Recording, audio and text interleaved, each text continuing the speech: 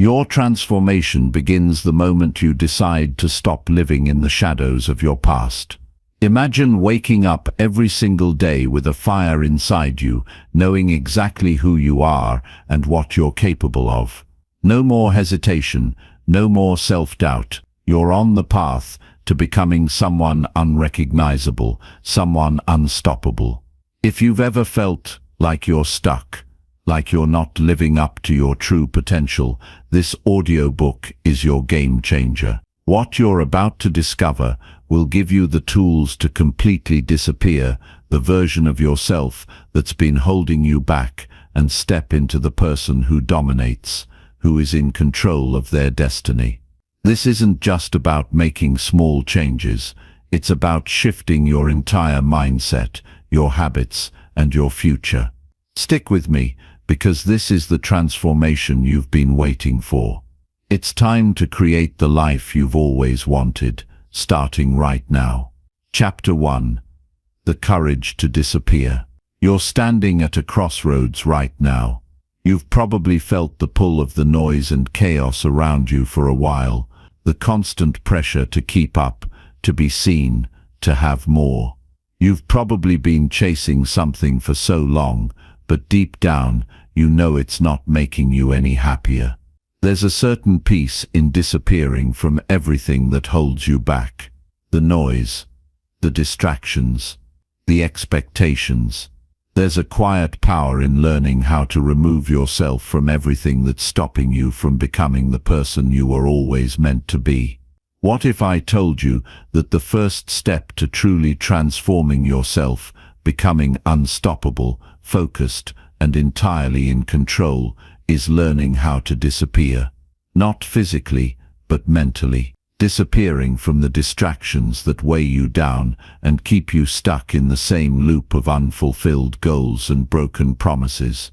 Disappearing from the outside world that constantly demands your attention, your validation, and your time. You have the ability to disconnect from everything and everyone for a moment, to tune into the most important person in your life. It might sound like a paradox, but it's true.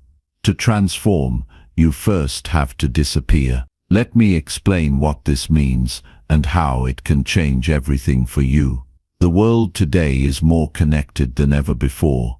Social media, work demands, family obligations, friends, and even your own mind, all pulling you in different directions.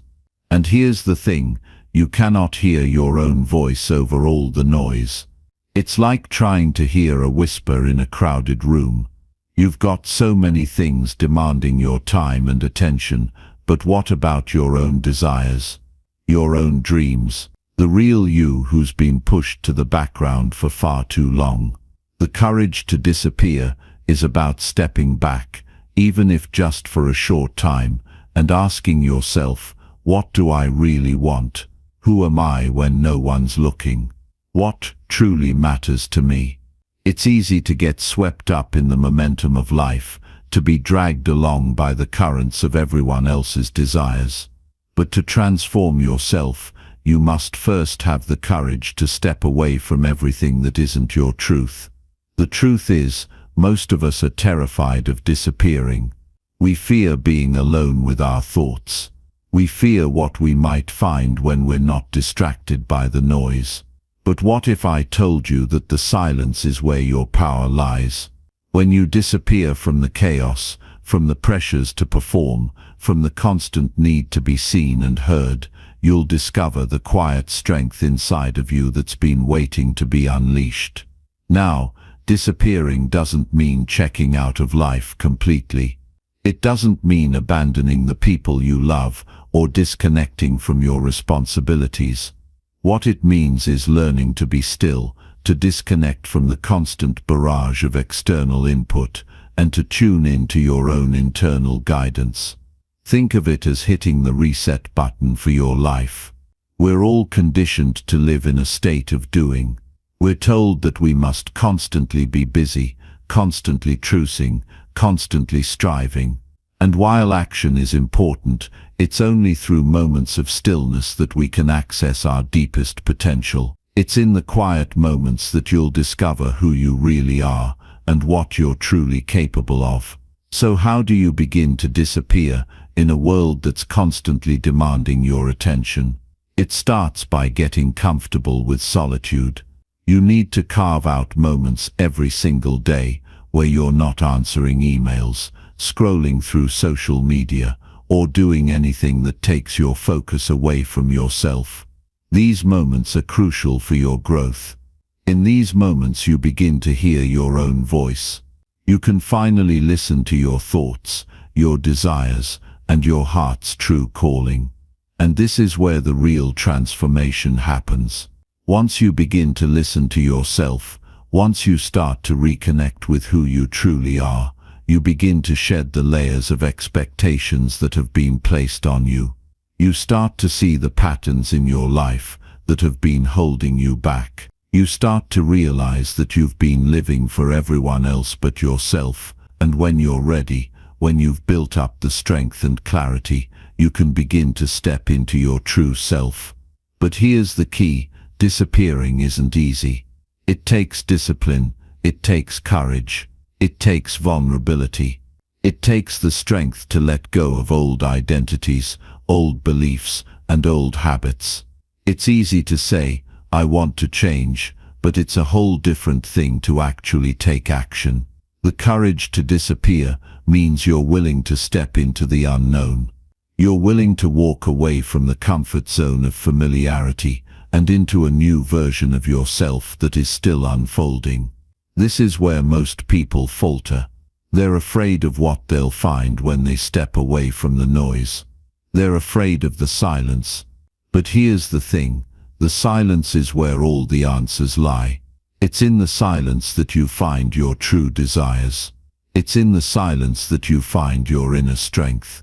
It's in the silence that you can begin to rebuild yourself from the ground up. Let's be clear, disappearing isn't about running away. It's about stepping back, so you can step forward with more clarity, more focus, and more intention.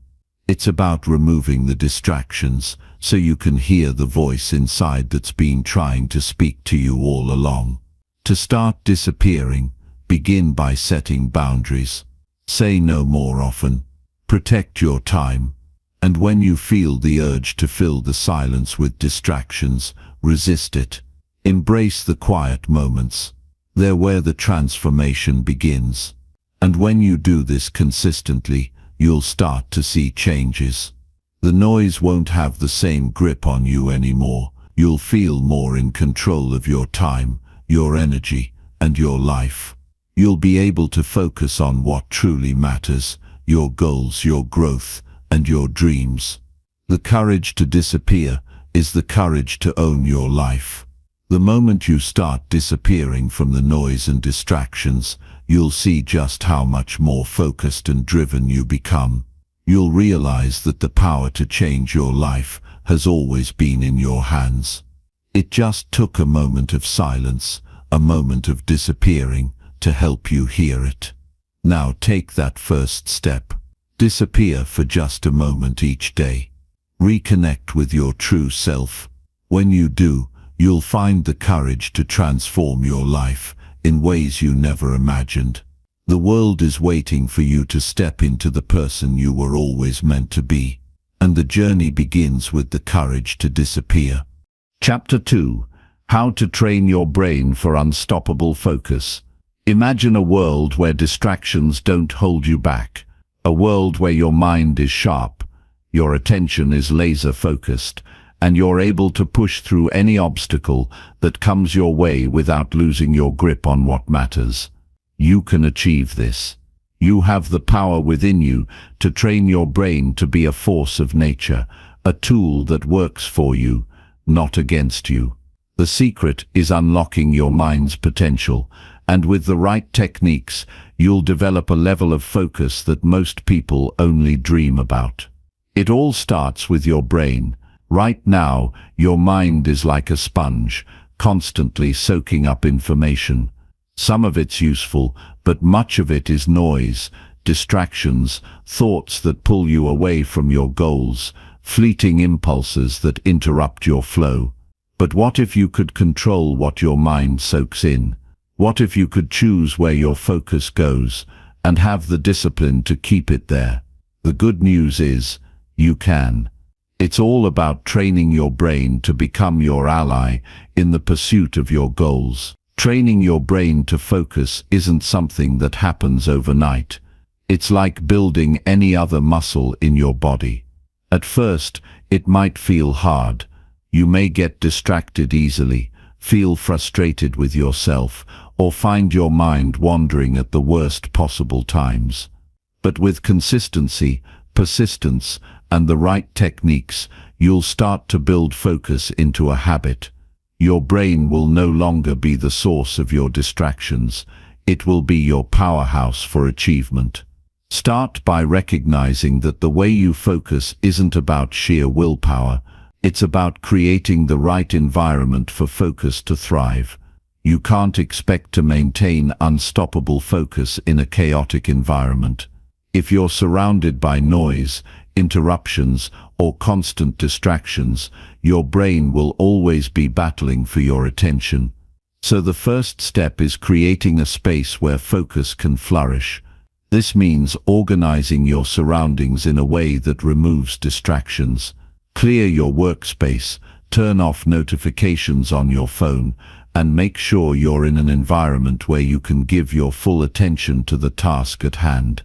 But it's not just about the physical space around you. Your mental environment matters just as much. Think about the internal dialogue that's running in your head.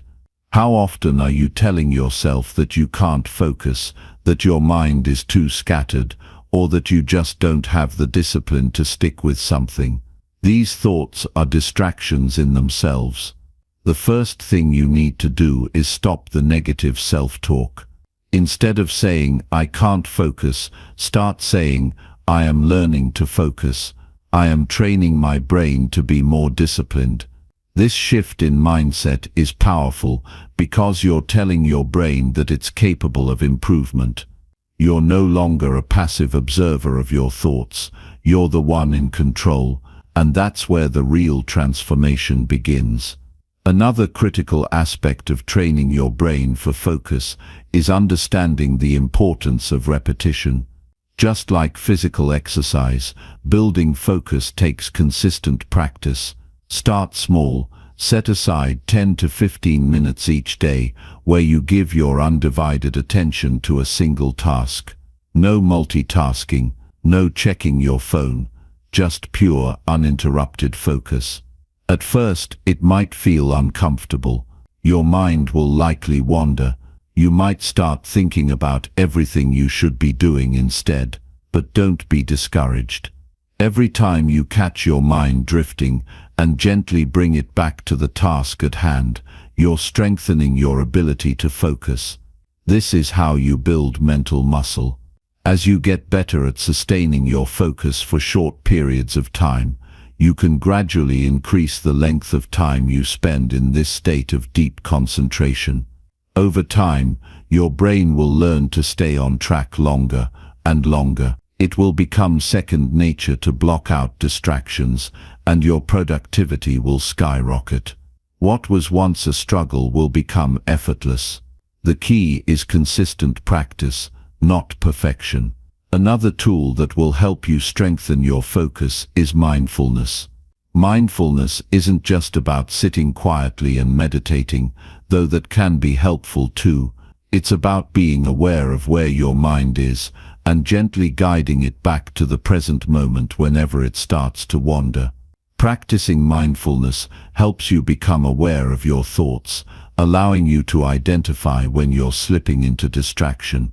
When you catch yourself getting off track, instead of feeling frustrated, simply acknowledge it and refocus. This will help you build a level of self-awareness that will serve you not just in moments of work, but throughout every area of your life. One of the most powerful techniques for building unstoppable focus is visualization. Take a moment to imagine yourself completely immersed in the task at hand, achieving your goal with unwavering focus and determination. Visualize yourself pushing through the distractions, staying calm and collected, no matter what's going on around you. The more vividly you can imagine this scenario, the more likely it is to become your reality. Your brain doesn't know the difference between what's real and what's imagined. By visualizing yourself succeeding in your focus, you're programming your mind for success. It's important to also recognize the role of rest and recovery in your brain training. You might think that the more you push yourself to focus, the better, but the truth is, your brain needs breaks to perform at its highest level. Schedule regular moments of rest throughout your day. Take short breaks to recharge your mind, whether it's stepping outside for a walk or just closing your eyes for a minute to breathe.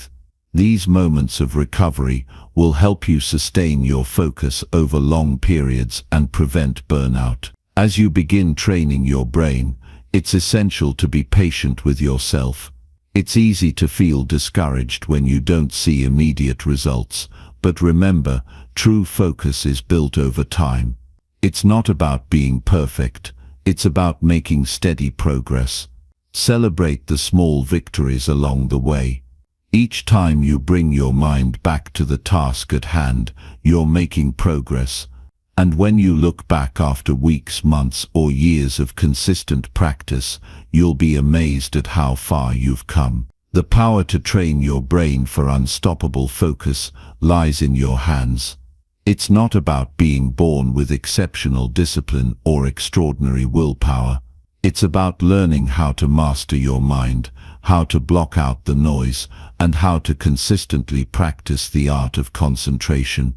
Every time you train your brain, you're making a choice to become the best version of yourself. Focus is a skill, and like any skill, it improves with time and effort. But once you've mastered it, there's no limit to what you can achieve. The path to an unstoppable mind is one of consistent, deliberate practice.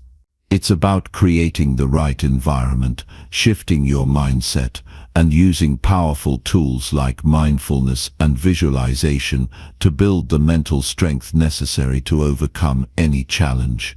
Focus is the gateway to success, and with the right training, you'll develop the mental discipline to accomplish anything you set your mind to. This isn't just about achieving goals, it's about creating a life where focus is your greatest ally, driving you to new heights every single day. Chapter 3. Rewire your brain to overcome any obstacle. You're not just capable of overcoming obstacles, you were built for it. Every challenge you face is an opportunity, a chance to strengthen your mind and sharpen your abilities. You have the power to rewire your brain, to transform your thinking, so that nothing can stand in your way. This is not some abstract concept. This is a skill, a tool, a process that you can start today. And as you begin to tap into this power, you'll realize that the obstacles you face are not the end of the road. They're the stepping stones to the person you were always meant to be. First, let's be clear on something. Overcoming obstacles isn't about brute force or relentless struggle. It's about shifting the way you think. The brain is incredibly adaptable. It's not fixed. You don't have to settle for the thought patterns and habits that have kept you stuck. In fact, your mind is constantly rewiring itself based on your thoughts and actions. So why not put that to work for you? Every time you face a challenge, your brain is looking for a solution. The key is to guide it in the right direction. You might be thinking, I've tried before, and it didn't work. I've faced setbacks, and each one seemed like a step backward. But here's the thing, setbacks are not failure. They are the signal that something needs to change. And if you can start seeing them as opportunities for growth, your brain will begin to search for solutions instead of reasons to quit. This shift in perspective is the first step in rewiring your brain for success. Imagine facing a problem, whether it's at work, in your personal life, or even something as simple as getting through your daily tasks. Your initial response might be to panic or feel overwhelmed. That's normal, but instead of letting that initial reaction control you, pause for a moment. Recognize that this is just your brain responding to a challenge. Take a deep breath, refocus, and then start looking for solutions. It's a small shift, but it's a powerful one. When you begin to control your reaction to obstacles, you take away their power over you. A big part of rewiring your brain is recognizing the stories you tell yourself. How many times have you convinced yourself that you can't do something, that it's too hard, or that you're not capable? These stories are just that, stories, and the good news is, you can rewrite them. Your brain is constantly processing information, and when you feed it negative beliefs, it starts to build neural pathways that reinforce those beliefs. But when you start feeding it positive, empowering beliefs, you create new pathways, ones that lead you to success. So next time you face an obstacle, instead of telling yourself, "I can't do this," tell yourself, "I will figure this out. I will find a way." Rewiring your brain is not about ignoring the difficulty of the task. It's about changing how you approach it. When you stop seeing obstacles as insurmountable walls and start seeing them as puzzles to be solved, your mind switches into a problem-solving mode. You stop wasting energy on worry and frustration, and instead you start looking for strategies and solutions. This mental shift is powerful because it allows you to face challenges with a sense of confidence and clarity that you didn't have before. One of the most effective ways to rewire your brain is by practicing what I call mental contrast.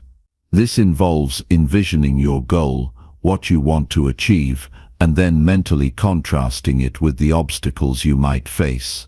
The beauty of this technique is that it prepares your brain for the challenges ahead. Instead of being blindsided by setbacks, your brain has already worked through them, giving you a clear plan of action when they arise.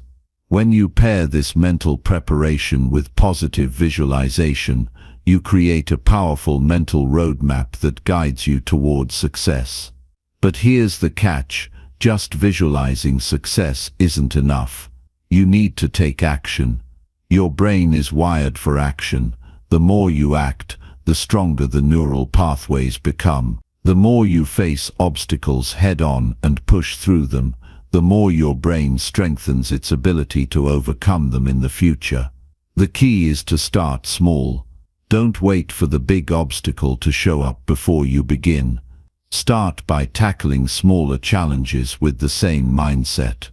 As you overcome these, your confidence grows, and so does your brain's ability to handle bigger obstacles. Another powerful tool in rewiring your brain to overcome obstacles is gratitude. It may sound counterintuitive, but cultivating gratitude, even in the face of adversity, can shift your perspective in profound ways. When you're grateful for the lessons that challenges bring, you train your brain to see obstacles as growth opportunities rather than threats. The next time you face a difficult situation, take a moment to reflect on what you can learn from it. What can you improve? What skills can you develop? This shift in perspective is a game changer because it turns every obstacle into a stepping stone for personal development. Now let's talk about the importance of resilience in rewiring your brain. The ability to bounce back from setbacks is critical to overcoming obstacles. Resilience isn't just about enduring difficulty, it's about learning from it, adjusting your approach, and becoming stronger as a result. Every time you face a challenge, ask yourself, what can I learn from this? How can I grow from this experience? This mindset helps you build resilience over time, and as you become more resilient, your brain adapts to handle greater challenges. The real power of rewiring your brain is that it frees you from the limitations you once believed were true. You no longer see obstacles as walls that block your progress. You see them as hurdles that you can leap over, climb, or navigate around. Your brain becomes a tool that works for you, not against you. It starts to see possibilities, not problems, and the more you feed it with this mindset, the stronger and more capable it becomes. But here's the most important part: you don't have to do this alone. Surround yourself with people who encourage you, who challenge you to grow, and who support your journey. Whether it's friends, family, or mentors, the people around you play a crucial role in shaping your mindset. When you have a strong support system, it becomes easier to stay focused, stay positive, and keep moving forward, no matter what obstacles come your way. As you begin to rewire your brain to overcome obstacles, remember that progress isn't always linear. There will be setbacks, there will be moments of doubt, but that's part of the process. Every time you face an obstacle and push through it, you're becoming stronger, more resilient, and more capable. So keep going. Keep rewiring your brain. Keep overcoming. Because the more you do, the more unstoppable you become. Chapter 4.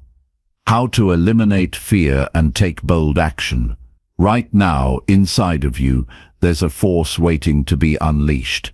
But for too long, it's been trapped behind the walls of fear, hesitation, and self-doubt. The truth is, the only thing holding you back from the life you want is the fear you carry with you. Fear has been the #1 enemy of success for as long as humanity has existed. But here's the secret.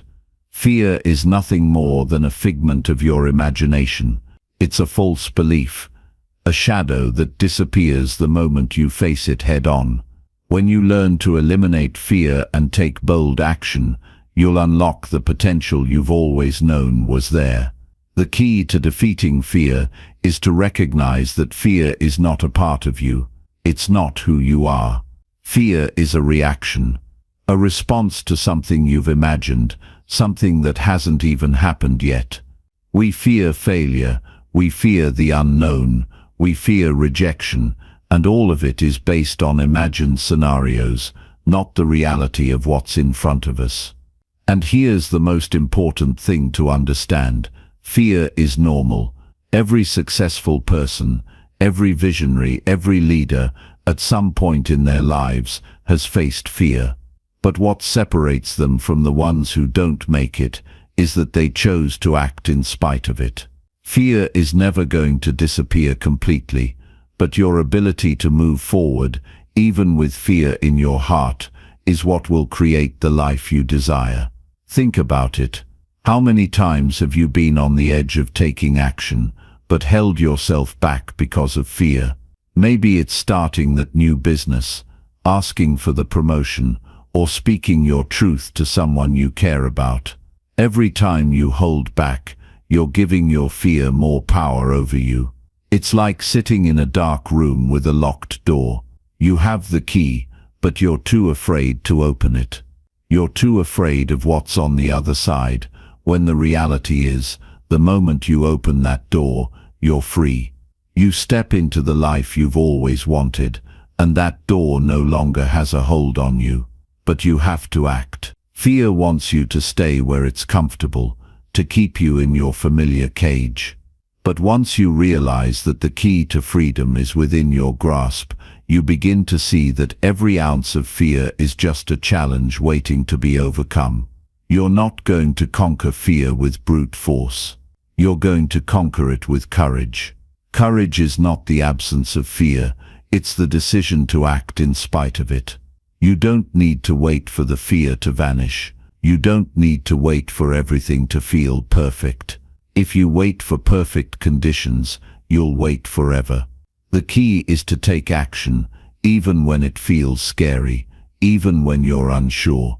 The moment you take that first step, something magical happens. Fear begins to lose its grip. And the best part, the more you take bold action, the less fear will have power over you. It's like working a muscle. At first it feels tough, like you're going to break, but the more you push through, the stronger you become. Every step you take in the face of fear, every time you act when it feels uncomfortable, you're building your courage muscle. Fear no longer has control. You are the one in charge now. Taking bold action doesn't mean you have to jump off a cliff or make a radical, life-changing move tomorrow.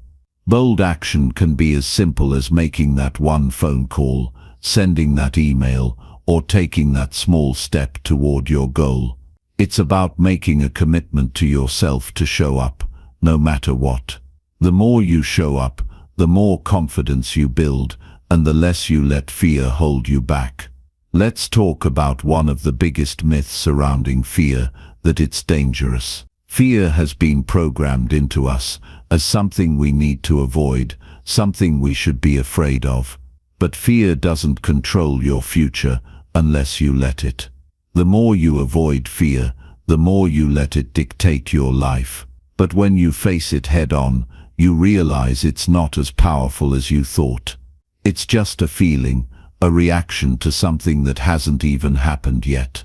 When you step into it, when you face it with a clear, calm mind, it starts to lose its power over you. You start to see that fear is nothing more than a signal that you're on the edge of something great, on the verge of stepping into a new version of yourself. So how do you start eliminating fear? The first step is awareness. You need to be aware of when fear is taking hold of you, when it's trying to control your actions. Often, fear shows up in sneaky ways. It disguises itself as excuses, hesitation, or procrastination. You'll think of every reason why you can't do something, why you're not ready, why it's not the right time. But that's fear talking. And once you become aware of it, once you can spot it, you can choose to take action anyway. The next step is to embrace the discomfort. Understand that growth doesn't come from staying comfortable. It comes from pushing through the discomfort and doing the things that scare you. The more you do this, the more you stretch yourself and the more you grow. Taking bold action means stepping into uncertainty, stepping into the unknown, and trusting that you have everything you need to handle whatever comes your way. Remember, fear is a signal that you're on the right path. If you're not feeling fear, you're probably not growing. You're probably staying in your comfort zone, playing it safe. But when you feel that rush of fear, that's when you know you're pushing yourself to new heights. That's when you know you're doing something that truly matters. So here's the truth. The more you act, the more fear will disappear. The more you face fear, the more fearless you become. You are not meant to live in the shadows of fear, waiting for the right moment or the perfect conditions. The right moment is now. The perfect conditions are the ones you create. The more you step into the unknown, the more you take bold action, the more you'll see the doors of opportunity open in front of you. Fear no longer has control. You do. You are the one who decides what you can accomplish. You are the one who decides to break through the fear, to rise above it, and to take bold action toward your dreams. So stop waiting. Start moving. And remember, your future is only as limited as your willingness to act in the face of fear. Chapter 5. Master Self-Discipline in 30 Days. Self-discipline is the bridge between where you are right now and where you want to be. It's the secret sauce that turns dreams into reality, goals into achievements, and chaos into order. But here's the thing, self-discipline isn't something you're born with. It's not a magical trait that only a select few possess. It's a skill, and like any skill, it can be learned, practiced, and mastered. And guess what? You can start mastering it in just 30 days. Yes, you heard me right. In 1 month, you can transform yourself from someone who struggles to stay consistent into someone who thrives on discipline. But here's the catch. It's not going to be easy. It's going to require effort, focus, and a whole lot of grit. But if you're willing to put in the work, I promise you, the rewards will be life-changing. Let's get one thing straight. Self-discipline isn't about punishing yourself or living a rigid, joyless life. It's about making choices that align with your long-term goals, even when they're not the easiest or most convenient options in the moment. It's about showing up for yourself, day in and day out, even when you don't feel like it. It's about building habits that serve you, rather than habits that hold you back. And here's the kicker. Self-discipline is the ultimate form of self-respect. When you commit to being disciplined, you're essentially saying to yourself, I matter, my goals matter, my future matters. And that, my friend, is a powerful statement. Now let's talk about how you can master self-discipline in 30 days. The first step is to understand that self-discipline is a muscle. The more you use it, the stronger it gets. But just like any muscle, if you overwork it, you'll burn out. That's why it's important to start small and build gradually. You don't run a marathon on your first day of training, right? The same principle applies here. Start with small, manageable goals that you can easily achieve, and then gradually increase the difficulty as your discipline muscle grows stronger. One of the most effective ways to build self-discipline is to create a daily routine. A routine takes the guesswork out of your day and eliminates the need to rely on willpower, which is a finite resource. When you have a routine, you don't have to waste mental energy deciding what to do next. You just follow the plan. And here's the beauty of it. Once you've been following your routine for a while, it becomes automatic. You no longer have to force yourself to do the things you know you should be doing. You just do them because they've become a part of who you are. But here's the thing. Creating a routine is only half the battle. The other half is sticking to it, even when life gets in the way. And trust me, life will get in the way. There will be days when you're tired, stressed, or just plain unmotivated. On those days, it's easy to throw your routine out the window and give in to instant gratification. But here's where true self-discipline comes into play. It's about doing the hard thing, even when it's the last thing you want to do. It's about reminding yourself why you started in the first place and keeping your eyes on the prize. Another key to mastering self-discipline is to eliminate distractions.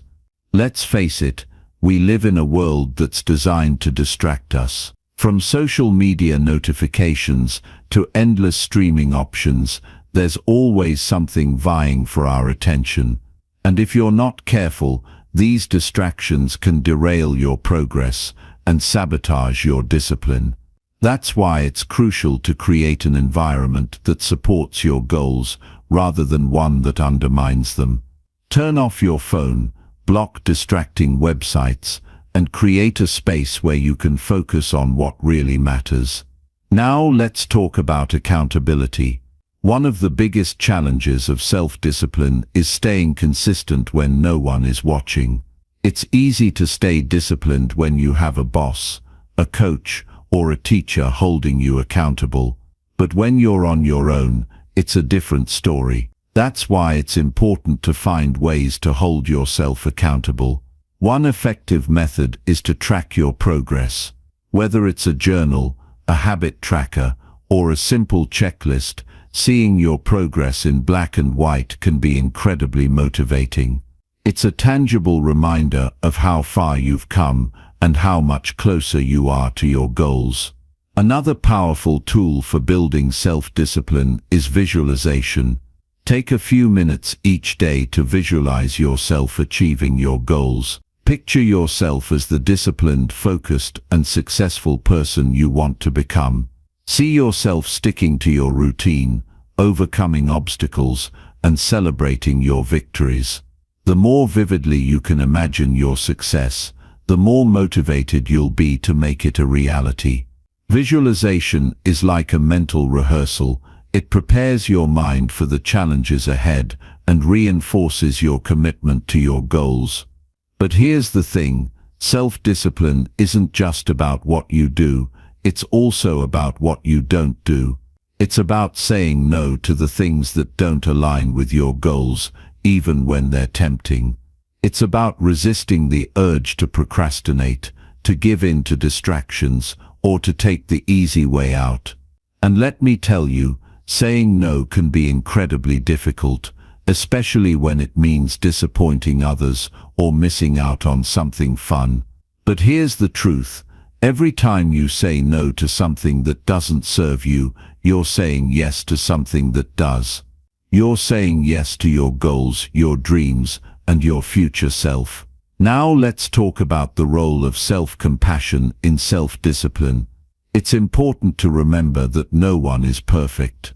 There will be days when you slip up, when you don't stick to your routine, or when you give in to temptation. And that's okay. What matters is how you respond to those slip-ups. Do you beat yourself up and give up altogether? Or do you acknowledge the mistake, learn from it, and move on? Self-compassion is about treating yourself with the same kindness and understanding that you would offer to a friend. It's about recognizing that setbacks are a natural part of the process and that they don't define you. So if you mess up, don't dwell on it. Just pick yourself up, dust yourself off, and get back on track. Finally, let's talk about the importance of celebrating your wins. Self-discipline is hard work, and it's important to acknowledge and celebrate your progress along the way. Whether it's sticking to your routine for a full week, resisting a temptation, or achieving a small goal, take the time to celebrate your victories. Celebrating your wins reinforces your commitment to your goals and gives you the motivation to keep going. It's a reminder that all your hard work is paying off and that you're one step closer to becoming the person you want to be. So there you have it, your 30-day roadmap to mastering self-discipline. It's not going to be easy, but it's going to be worth it. Remember, self-discipline is the key to unlocking your full potential and achieving your dreams. It's the difference between wishing for a better life and actually creating one. So are you ready to take the first step? Are you ready to commit to becoming the best version of yourself? If the answer is yes, then let's get started. The journey begins now. Chapter 6. The Power of Silence and Why Quietness Will Change Your Life. Imagine this. You're standing in the middle of a bustling city. Cars are honking. People are shouting. And the noise is overwhelming. It's chaos. Now imagine stepping into a quiet room, closing the door, and sitting in complete silence. The contrast is jarring, isn't it?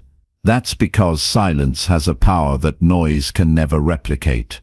It's not just the absence of sound, it's the presence of something deeper, something more profound. Silence is where clarity lives. It's where creativity thrives. It's where you find yourself. And if you're not making space for silence in your life, you're missing out on one of the most transformative tools available to you. Let's be real for a second. Our lives are louder than ever.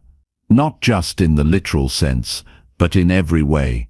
We're bombarded with notifications, emails, social media updates, and endless streams of information. Our minds are constantly racing, jumping from one thought to the next, and it feels like there's no escape. But here's the thing, noise is addictive. It keeps us distracted, busy, and disconnected from what really matters.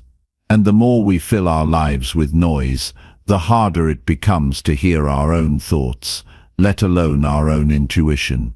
That's why silence is so powerful. It's a reset button for your mind. It's a way to step back from the chaos and reconnect with what's truly important. Now, I know what you're thinking. Silence sounds great in theory, But how do you actually make it work in a world that never stops? The truth is, it's not about finding complete silence. It's about creating moments of quiet in your day. It's about carving out pockets of stillness where you can breathe, reflect, and just be. And the best part, you don't need to go on a retreat or move to a remote cabin to experience the benefits of silence. You can start right where you are, with what you have. The key is to be intentional about it. Let's talk about why silence is so transformative. First, silence gives your brain a break. Think about it. Your mind is like a computer that's constantly running programs in the background. Even when you're not actively thinking about something, your brain is still processing, analyzing, and problem-solving. And just like a computer, your brain needs to reboot every now and then. Silence is that reboot. It allows your mind to rest, recharge, and come back stronger. Studies have shown that even a few minutes of silence can reduce stress, lower blood pressure, and improve focus. It's like a mini vacation for your brain. But silence isn't just good for your brain, it's good for your soul. In the quiet, you can hear your own voice. Not the voice of your boss, your partner, or society, but your voice. The one that knows what you really want, what you really need, and what you're truly capable of. That voice gets drowned out by the noise of everyday life, but in the silence it becomes clear. And when you start listening to that voice, everything changes. You start making decisions that align with your true self. You start living a life that feels authentic and meaningful. And that, my friend, is where real transformation happens. Silence is also a breeding ground for creativity. Some of the greatest ideas in history were born in moments of quiet. Think about it. When do you usually have your best ideas? Is it when you're scrolling through social media, or when you're sitting quietly, letting your mind wander? Exactly. Silence allows your mind to make connections it wouldn't normally make. It gives your creativity the space it needs to flourish. So, if you're feeling stuck or uninspired, try spending some time in silence. You might be surprised at what comes up. Now, let's talk about how to incorporate silence into your life. The first step is to create a daily practice. It doesn't have to be long. Even 5 minutes can make a difference. Find a quiet place where you won't be disturbed. Set a timer and just sit. You don't need to meditate or do anything fancy. Just sit and be still. If your mind starts to wander, that's okay. Gently bring your focus back to the present moment. The goal isn't to stop thinking, it's to create space between your thoughts. Over time, you'll find that those moments of silence become a sanctuary, a place where you can go to recharge and reconnect. Another way to embrace silence is to incorporate it into your daily activities. For example, try driving without the radio on, or take a walk without listening to a podcast or music. Use that time to observe your surroundings, to notice the details you normally miss. You'll be amazed at how much more present and aware you feel. Silence has a way of sharpening your senses and bringing you into the moment. And when you're fully present, life becomes richer, more vibrant, and more meaningful. But here's the thing, silence isn't always comfortable. In fact, it can be downright uncomfortable, especially if you're not used to it. When you sit in silence, all the things you've been avoiding, your fears, your doubts, your insecurities, start to surface. And that's okay. In fact, it's a good thing. Silence gives you the opportunity to face those things head-on, to process them, and to let them go. It's like cleaning out a cluttered closet. It might be messy and overwhelming at first, but once you've cleared out the junk, you'll feel lighter, freer, and more at peace. Silence also has a way of putting things into perspective. When you step away from the noise, you realize how much of it is just that noise. The endless to-do lists, the constant need to be productive, the pressure to keep up with everyone else, it all starts to feel less important. In the silence, you realize that what really matters is how you feel, how you connect with others, and how you show up in the world. And that realization is incredibly freeing. So, if you're ready to experience the power of silence, start small. Find a quiet moment in your day, and just sit with it. Notice how it feels. Notice what comes up. And most importantly, notice how it changes you. Because here's the truth, silence isn't just a luxury, it's a necessity. It's a way to reconnect with yourself, to recharge your mind, and to rediscover what really matters. And in a world that's constantly pulling you in a million different directions, that's a gift worth giving yourself. The power of silence is real, and it's waiting for you. All you have to do is embrace it. So take a deep breath, step away from the noise, and let the quiet work its magic. Your mind, your soul, and your life will thank you for it. Chapter 7. Turn your daily habits into a superpower. The life you're living right now is the sum of your habits. Every single thing you do or don't do every day is shaping your future.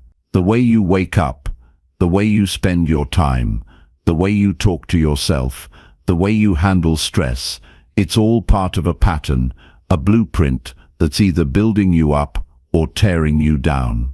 But here's the good news. Habits aren't fixed. They're not set in stone. You have the power to change them, to rewrite that blueprint, and to turn your daily habits into a superpower that propels you toward the life you've always wanted. And when you do that, everything changes. Think about it for a second. What if waking up early wasn't a struggle, but something you looked forward to?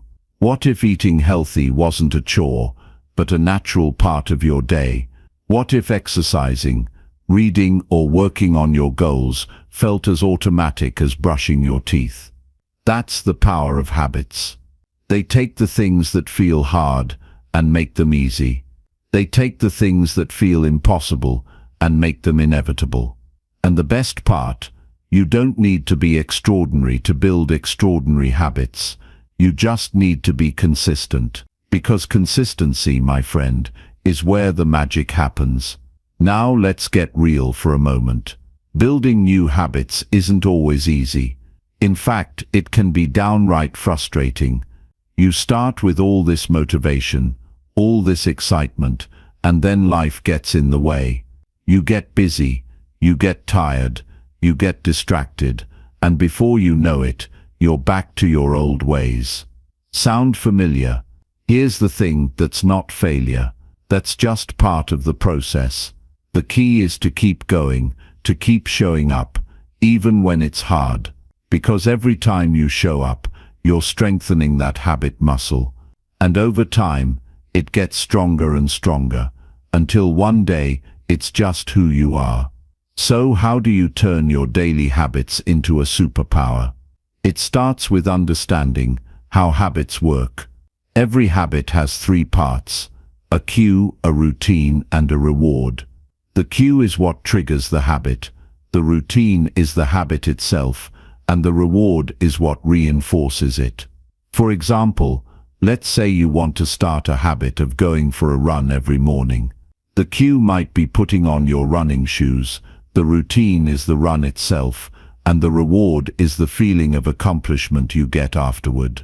Once you understand this loop, you can start to hack it. You can create cues that make it easier to start the habit, routines that are simple and sustainable, and rewards that keep you motivated. But here's the thing, not all habits are created equal. Some habits have a bigger impact on your life than others. These are what I like to call keystone habits.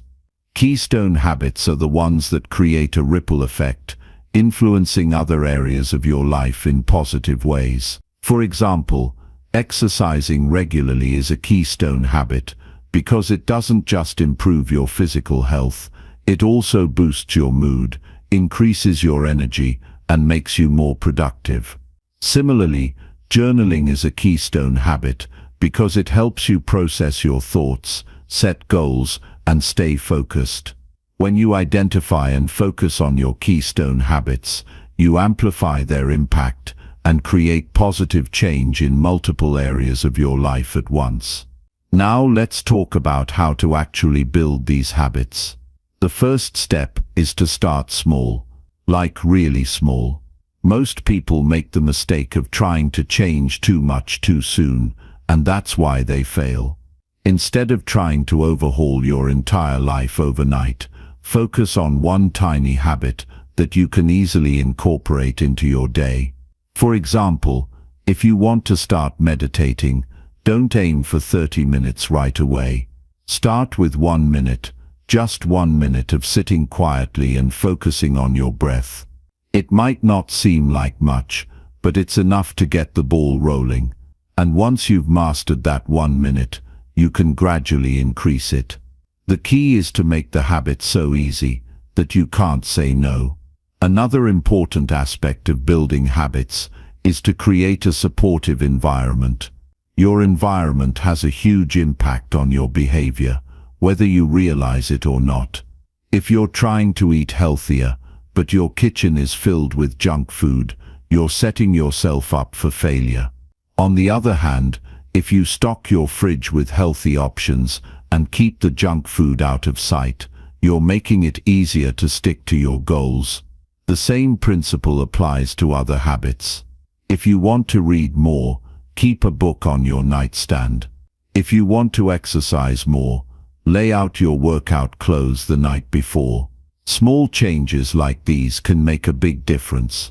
Accountability is another powerful tool for building habits. When you're accountable to someone else, whether it's a friend, a coach, or an online community, you're more likely to follow through.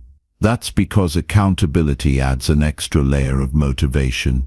You don't just want to let yourself down, you don't want to let someone else down either. So find someone who shares your goals and check in with them regularly. Share your progress, celebrate your wins, and lean on them for support when you're struggling. Having someone in your corner can make all the difference. But here's the thing, building habits isn't just about what you do, it's also about how you think. Your mindset plays a huge role in your ability to stick to new habits.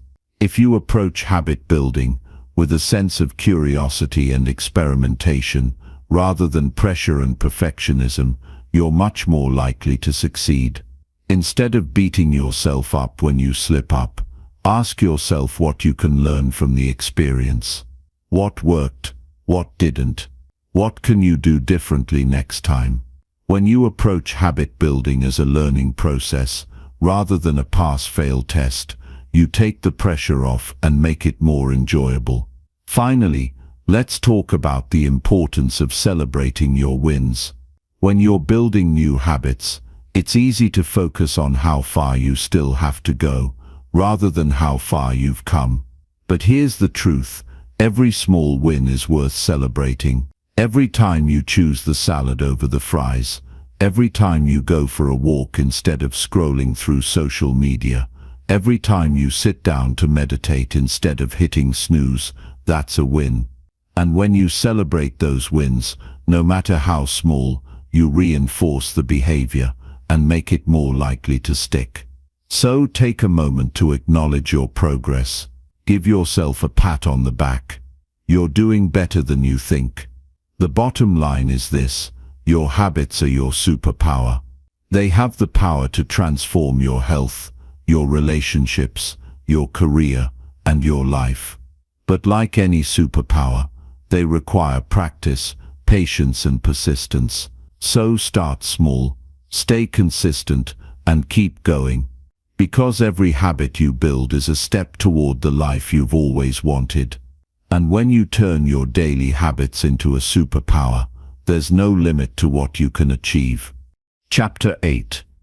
How to cultivate unbreakable resilience. Life doesn't care about your plans. It doesn't care about your dreams, your goals, or your carefully crafted to-do lists. Life is messy, unpredictable, and often unfair. And just when you think you've got it all figured out, it has a way of throwing you a curveball that knocks you off your feet. But here's the thing, it's not the curveballs that define you, it's how you respond to them. That's where resilience comes in. Resilience is the ability to bounce back from setbacks, to keep going when everything in you wants to quit, and to find strength in the face of adversity. It's not something you're born with, it's something you build. And if you're willing to put in the work, you can cultivate a level of resilience that's unbreakable. Let's get one thing straight. Resilience isn't about avoiding pain or pretending everything is fine when it's not. It's not about being tough or stoic or never showing weakness. Resilience is about facing your struggles head-on, feeling the pain, and then finding a way to move forward anyway. It's about acknowledging that life is hard, but refusing to let it break you. And here's the kicker, the more you practice resilience, the stronger you become. Every challenge you face, every obstacle you overcome, every setback you bounce back from, it all adds up. And over time, you develop a kind of inner strength that can withstand anything life throws your way. So, how do you cultivate unbreakable resilience? It starts with your mindset. The way you think about challenges has a huge impact on how you handle them. If you see setbacks as failures, as proof that you're not good enough, or that the world is against you, you're going to struggle. But if you see setbacks as opportunities to learn, to grow, and to become stronger, you're already halfway there. It's all about perspective. When something goes wrong, instead of asking, "Why is this happening to me?" try asking, "What can I learn from this?" Or "How can I use this to become better?"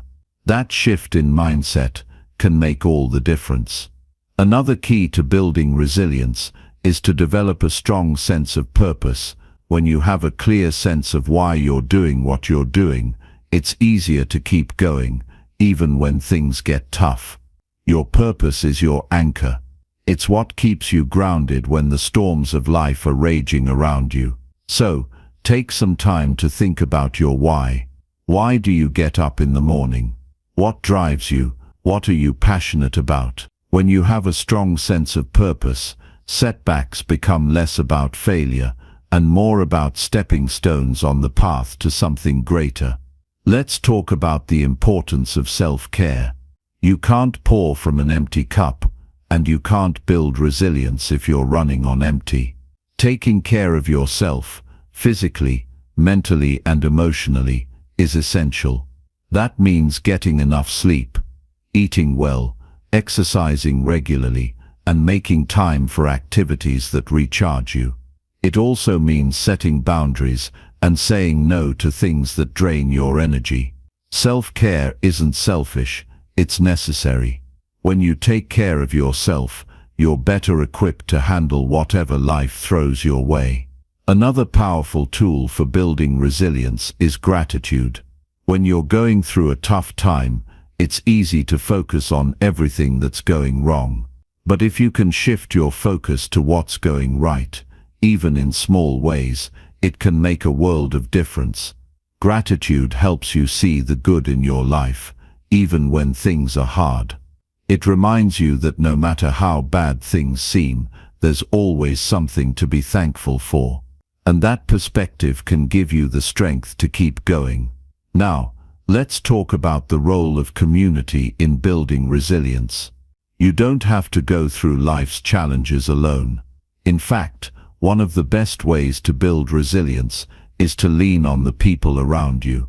Whether it's friends, family, or a support group, having people who care about you and believe in you can make all the difference. When you're struggling, don't be afraid to reach out for help. Share your struggles, ask for advice, and let others support you. Resilience isn't about being a lone wolf. It's about knowing when to lean on others and when to stand on your own. Another important aspect of resilience is adaptability. Life is constantly changing, and the more adaptable you are, the better you'll be able to handle whatever comes your way. That means being open to new ideas, willing to change your plans, and able to pivot when necessary. It's about being flexible and resourceful rather than rigid and stuck in your ways. When you're adaptable, you're able to find solutions to problems, even when the path forward isn't clear. Finally, let's talk about the power of perseverance. Resilience isn't about never falling down, it's about getting back up, no matter how many times you've been knocked down. It's about keeping going, even when it feels like you're not making progress. Perseverance is what turns setbacks into comebacks.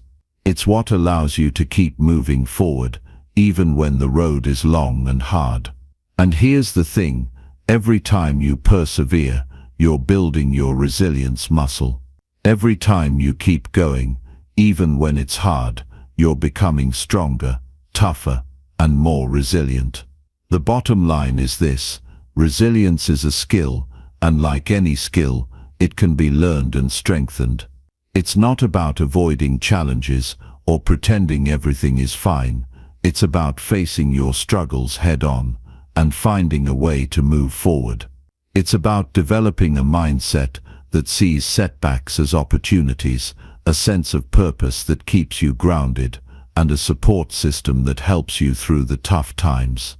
And when you cultivate unbreakable resilience, you become unstoppable. No matter what life throws your way, you'll be ready to face it, to overcome it, and to come out stronger on the other side. So, take a deep breath, stand tall, and know that you've got this. You are stronger than you think, and with resilience on your side, there's nothing you can't handle.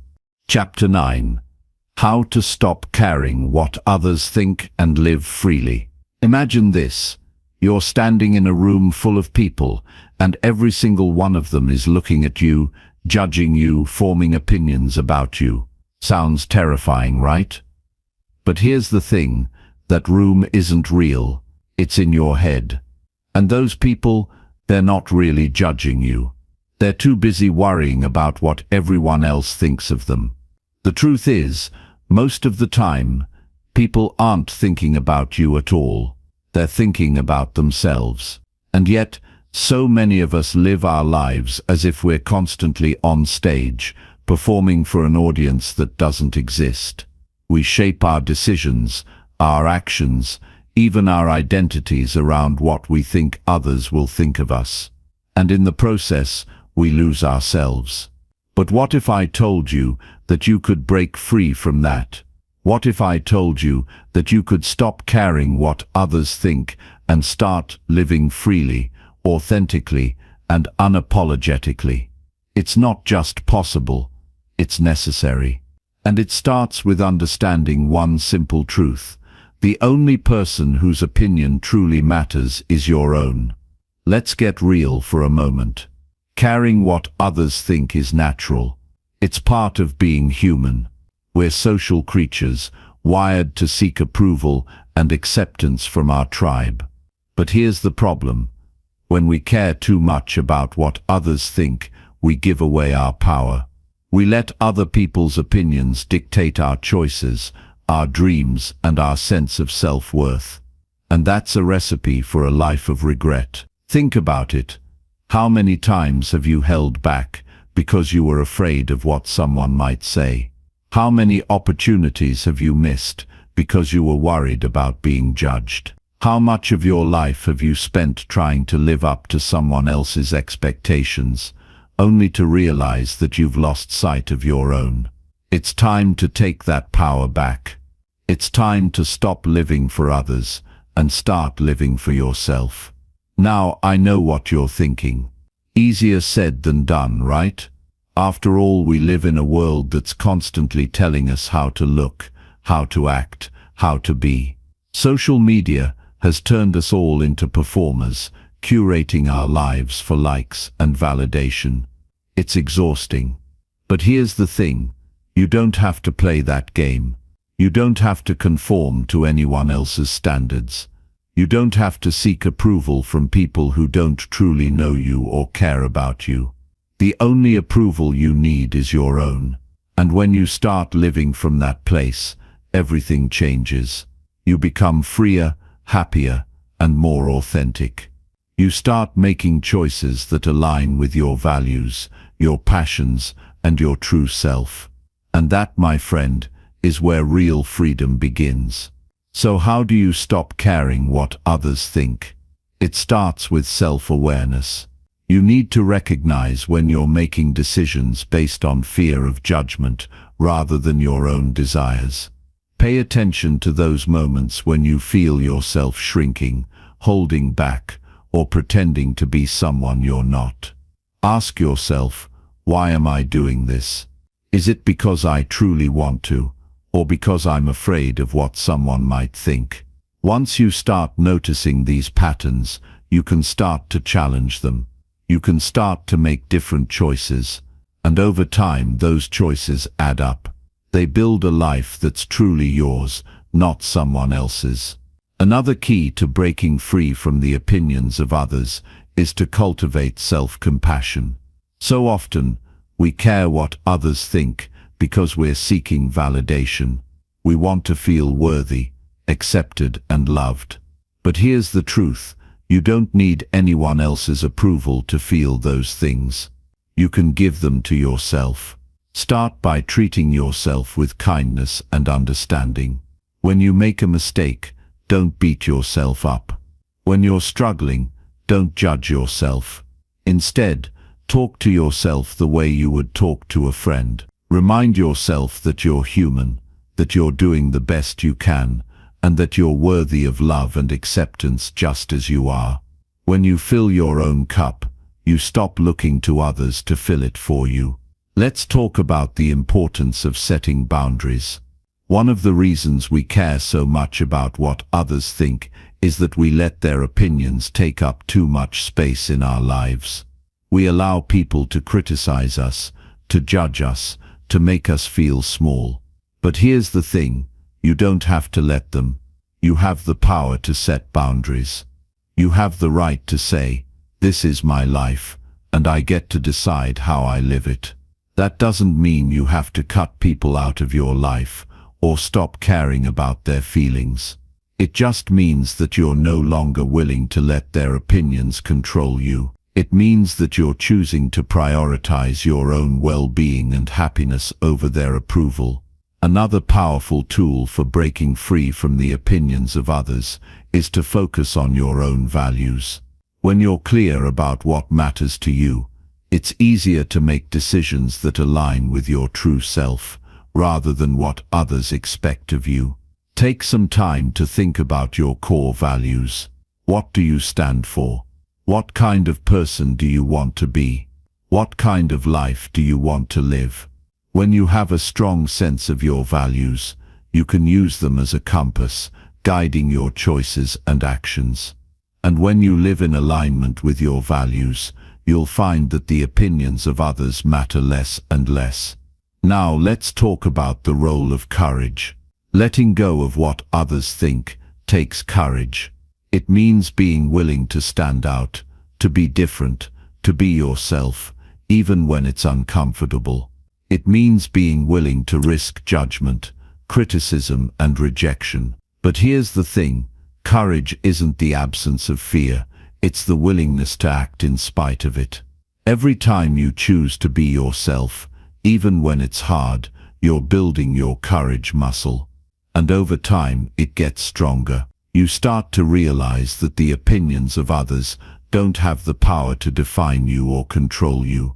You start to realize that the only person who gets to decide who you are is you. Finally, let's talk about the freedom that comes with letting go of what others think. When you stop living for the approval of others, you open yourself up to a whole new world of possibilities. You start to take risks, to pursue your passions, to live boldly and authentically. You start to attract people who love and accept you for who you truly are, rather than who you're pretending to be. And most importantly, you start to feel a sense of peace and freedom that comes from knowing that you're living your life on your own terms. You don't owe anyone an explanation for who you are or how you live your life. You don't need anyone's permission to be yourself. The only person whose opinion truly matters is your own. So take a deep breath, let go of the need for approval, and start living freely. Because when you stop caring what others think, you give yourself the greatest gift of all, the freedom to be you. And there's nothing more powerful than that. Chapter 10. The one thing you must do every day to change your life. Every single person who has ever reached the top of their game, who has ever made an impact, or who has ever changed the course of their life, has done one thing without fail: they showed up. Every day, they made the decision to take action, no matter how small or uncomfortable. They understood that the most powerful thing they could do was commit to something bigger than their fear, bigger than their excuses, bigger than their doubts. And that thing, that one simple but profound act, was showing up every single day. The truth is, the world doesn't change in big leaps. It doesn't change when you make one grand gesture, one huge breakthrough. Real, lasting change happens in the small, everyday actions that stack on top of each other, building momentum until you look back and realize how far you've come. It's not about doing something massive once in a while. It's about showing up and doing the work day in and day out. This is the key that unlocks everything. You don't need to have all the answers. You don't need to know exactly how everything is going to work out. What you need is to show up. When you show up every day, no matter what, you build consistency. You show yourself that you're serious about your goals, about your dreams, and about the person you're becoming. The world responds to consistency. When you show up, even when you don't feel like it, even when it's hard, you start to send a message to your subconscious that you are not someone who quits. You are someone who moves forward, who pushes through, who fights for what they want. The magic doesn't happen when you take one massive leap. It happens in the small daily steps that create unstoppable momentum. But here's the thing, showing up doesn't just mean physically being there. It's about showing up with purpose, with intention, and with full engagement. Too many people go through the motions, showing up without actually committing to the work. They may be physically present, but their mind is somewhere else, their heart is disconnected, and their effort is half-hearted. When you show up, you must show up with everything you've got. You must bring your full energy, your full focus, and your full commitment. It's about being present, about making the most of the moment, and about giving it your all every single time. The power of showing up is that it removes the pressure. When you make the decision that all you have to do is show up, you take the burden off of yourself. You don't have to know all the steps. You don't have to have everything figured out. All you have to do is take that first step and trust that the next step will appear once you're on the path. It's like driving through the fog. You can only see a few feet in front of you, but that's all you need. As long as you keep moving forward, the path will reveal itself. The universe responds to action. When you show up, you signal that you are ready to receive the opportunities, the people, and the experiences that align with your purpose. Imagine the transformation that happens when you make showing up a non-negotiable part of your life. Imagine the power you'll harness when you decide that no matter what, you are going to take action toward your goals every single day. This is the secret that successful people know. This is the difference between those who wish for a better life and those who actually create one. It's not about working harder or working smarter. It's about working consistently. Showing up every day is the foundation for everything else. And here's the best part. Showing up every day doesn't mean you have to be perfect. It doesn't mean you have to be flawless or even have everything figured out.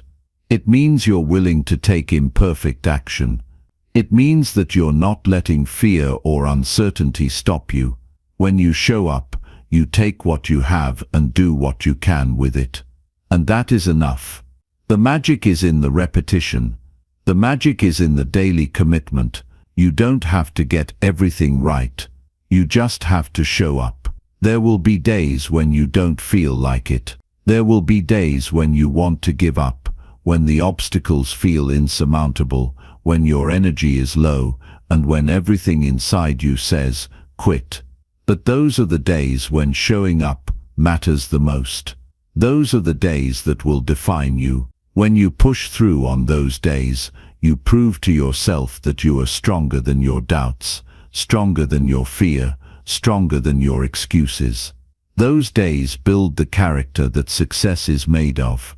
It's easy to show up when everything is going well. It's easy to be consistent when you're feeling energized, motivated, and inspired.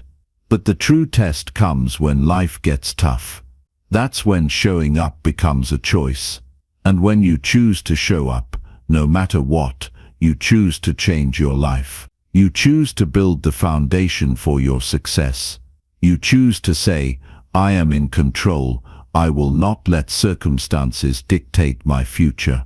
I will keep showing up, no matter how hard it gets. And that's how you change your life. It's not about waiting for the right moment, for the perfect conditions, or for everything to fall into place. It's about showing up every day with purpose and intention. It's about building the habit of consistency, making it a non-negotiable part of who you are. When you show up, you create your own momentum. You create your own success. You build your own path, one small step at a time. And before you know it, you'll look back and realize that the life you dreamed of was built by the small, consistent actions you took every day. So don't wait. Show up and watch how your life begins to change. Chapter 11. How to stop procrastinating and get things done now. Imagine, just for a moment, that everything you've ever wanted is right in front of you. Every goal, every dream, every aspiration within reach. But there's one thing standing between you and all that success: procrastination.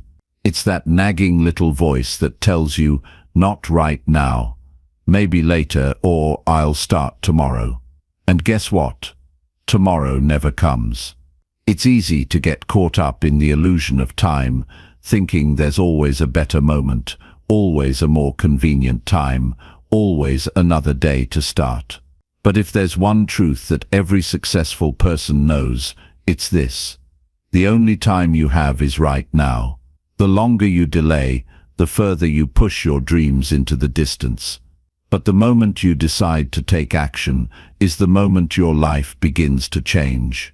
It's not about waiting until everything feels perfect. It's not about waiting until you have more time, more energy, or more resources. It's about making the decision right now to take the first step.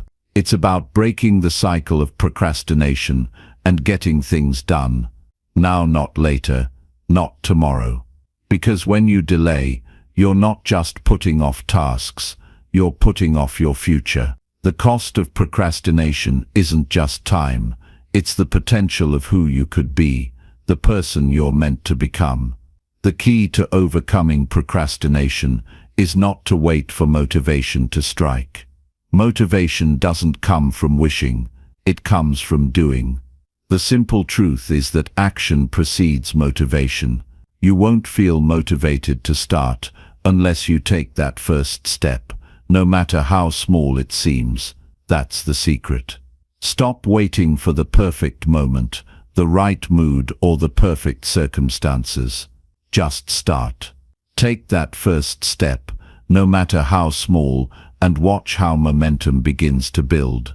The longer you wait, the bigger the task feels, the more overwhelming it becomes. But when you just start, You break down the barriers. You create momentum, and momentum is what propels you forward. Procrastination thrives in an environment of fear and self-doubt.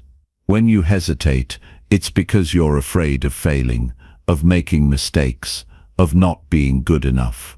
You're afraid of the unknown, afraid of the effort it will take, or maybe even afraid of success. But here's the truth: every successful person, without exception, has been where you are. They've felt the fear, the doubt, the resistance. The difference is, they didn't let those feelings control them.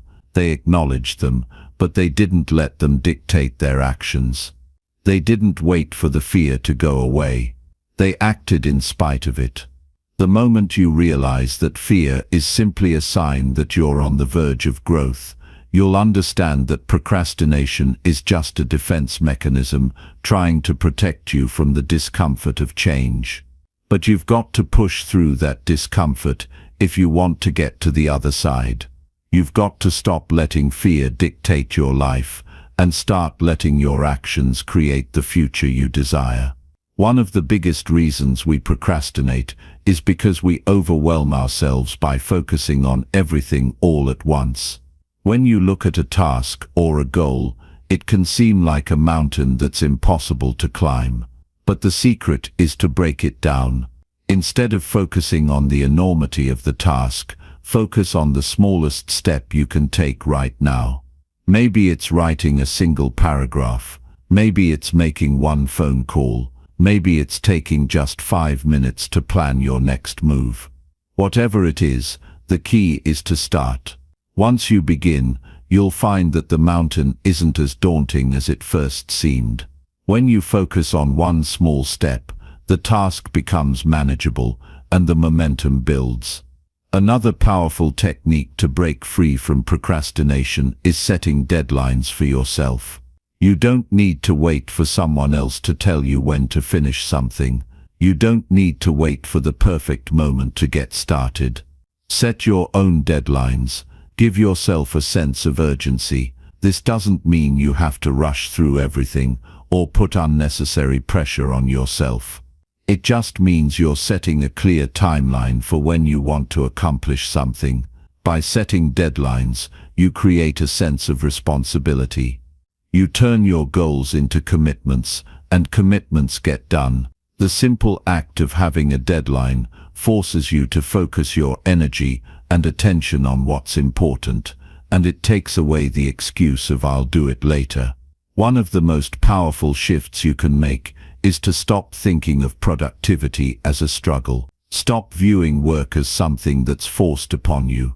When you shift your mindset from "I have to do this" to "I get to do this," everything changes.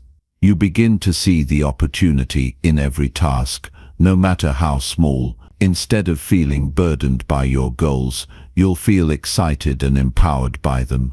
The moment you realize that productivity is a tool to help you create the life you want, you'll stop procrastinating. You'll realize that every small action you take is a step closer to your dreams.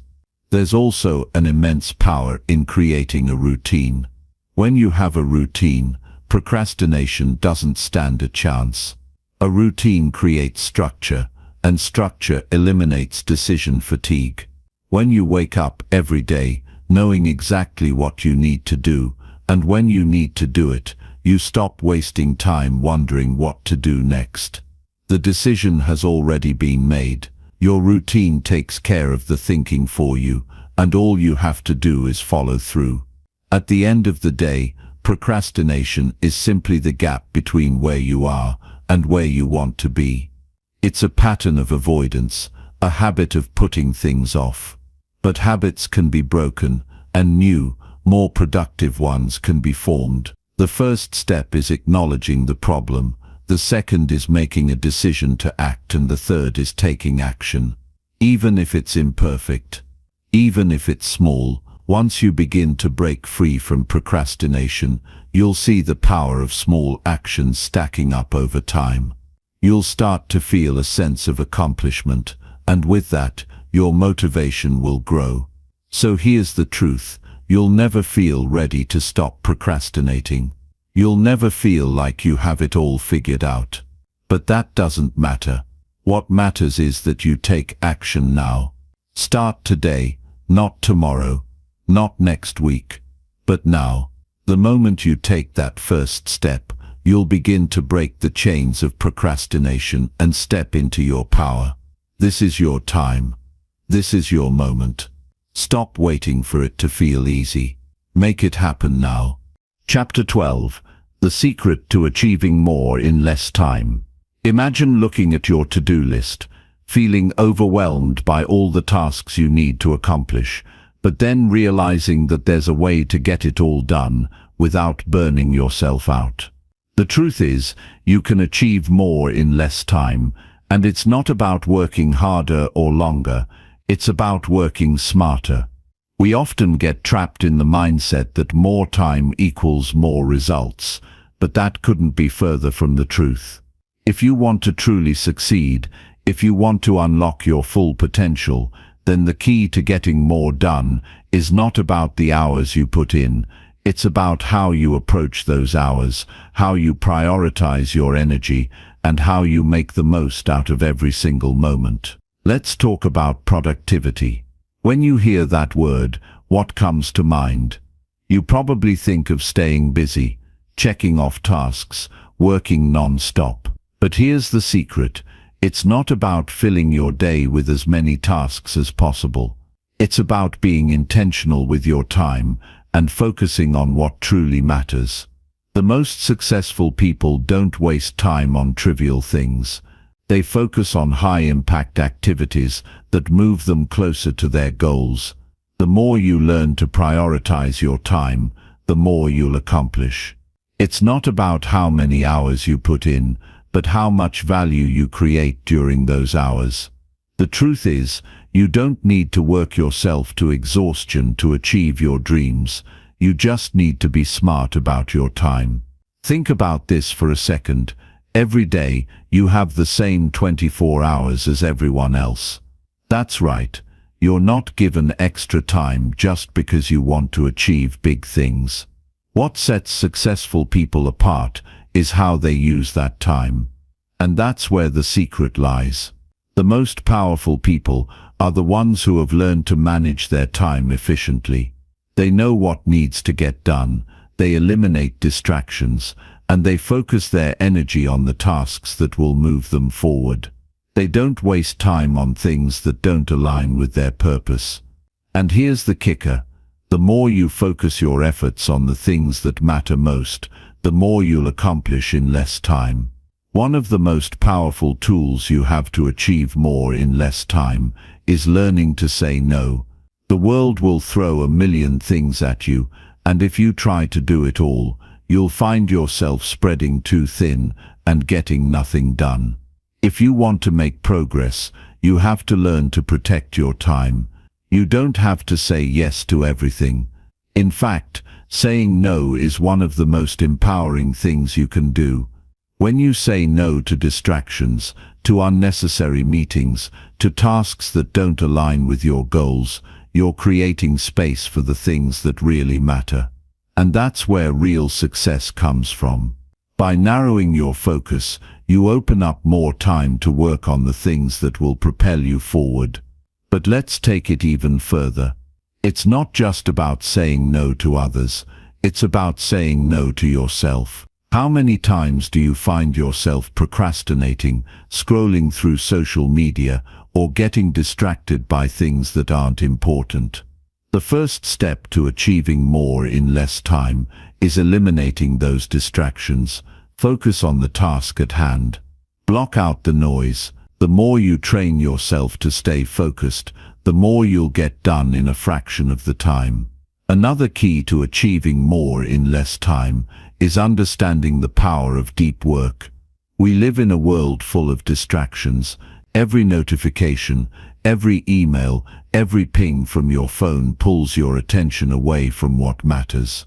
But the real magic happens when you can lock yourself into a state of deep, uninterrupted focus. When you do this, you can accomplish in an hour what might take others all day. The secret to achieving more in less time is to eliminate distractions and give yourself the freedom to fully immerse yourself in your work. That means turning off your phone, closing your email, and dedicating blocks of time where you can focus on one task, one goal, and nothing else. When you do this, you're tapping into your highest potential. The key to deep work is not just about being able to focus, it's about being strategic with how you spend your focus. If you're trying to achieve more in less time, you need to focus on the things that are going to move the needle. Stop wasting time on tasks that are low impact. Instead, prioritize the things that have the potential to create the most significant results. What are the activities that are going to push you closer to your goals? What are the actions that will make the biggest difference? That's where you should focus your energy. Another powerful strategy to get more done in less time is leveraging the power of routines. Think about it. When you have a set routine, you eliminate decision fatigue. You don't waste time thinking about what you need to do next, because you already know. The most successful people have routines that allow them to get into flow quickly and easily. When your day is structured, you move from one task to the next with ease. You don't waste time wondering what to do or feeling stuck because your routine already guides you. And routines don't have to be complicated. In fact, the simpler, the better. The more streamlined your routine, the more time you'll save, and the more energy you'll have to focus on what really matters. Time blocking is another incredibly effective way to achieve more in less time. Instead of trying to multitask or jumping from one thing to the next, try setting aside specific blocks of time for each task. This helps you stay focused and ensures that you're dedicating enough time to each task without feeling overwhelmed. The key to time blocking is to be intentional with how you structure your day. Don't just schedule tasks randomly. Think about the energy each task requires and how long it will take to complete. By being intentional about your time, you can make sure you're using your day efficiently and effectively. The final piece of the puzzle is learning how to manage your energy. Time is important, but so is the energy you bring to your work. If you're constantly running on empty, no amount of time management will make a difference. That's why it's crucial to take care of your body and mind. Get enough sleep. Eat healthy. Move your body. The more energy you have, the more productive you'll be. When you're energized, you'll be able to get more done in less time because you're operating at your highest level. The truth is, achieving more in less time isn't about working harder. It's about being smarter with your time and your energy. It's about eliminating distractions, prioritizing what matters, and focusing on what will move you forward. It's about creating systems, routines, and structures that make you more efficient. And it's about understanding that productivity is not about working non-stop. It's about being intentional with your efforts. The more you focus on what truly matters, the more you'll achieve, and the less time it will take. So take control of your time, take control of your energy, and watch how your life begins to change. Chapter 13. How to manifest your dreams. You have the power to create the life you've always dreamed of. Right now, as you read these words, everything you want is already on its way to you. It's not just about wishing or hoping for a better life. It's about understanding how to unlock the incredible potential that lies within you and harnessing it to manifest the things you truly desire. This isn't some abstract, mystical concept. It's a proven process that works every single time when you understand it and apply it with intention. The world is waiting to give you everything you need, but you first have to align yourself with that energy and be open to receiving it. Manifestation isn't some passive process where you sit back and wait for things to fall into your lap. No, It's about becoming the person who naturally attracts the life and experiences you want. It's about living with purpose, believing in yourself, and acting in alignment with your highest goals. You see, the universe doesn't respond to your desires the way you think it does.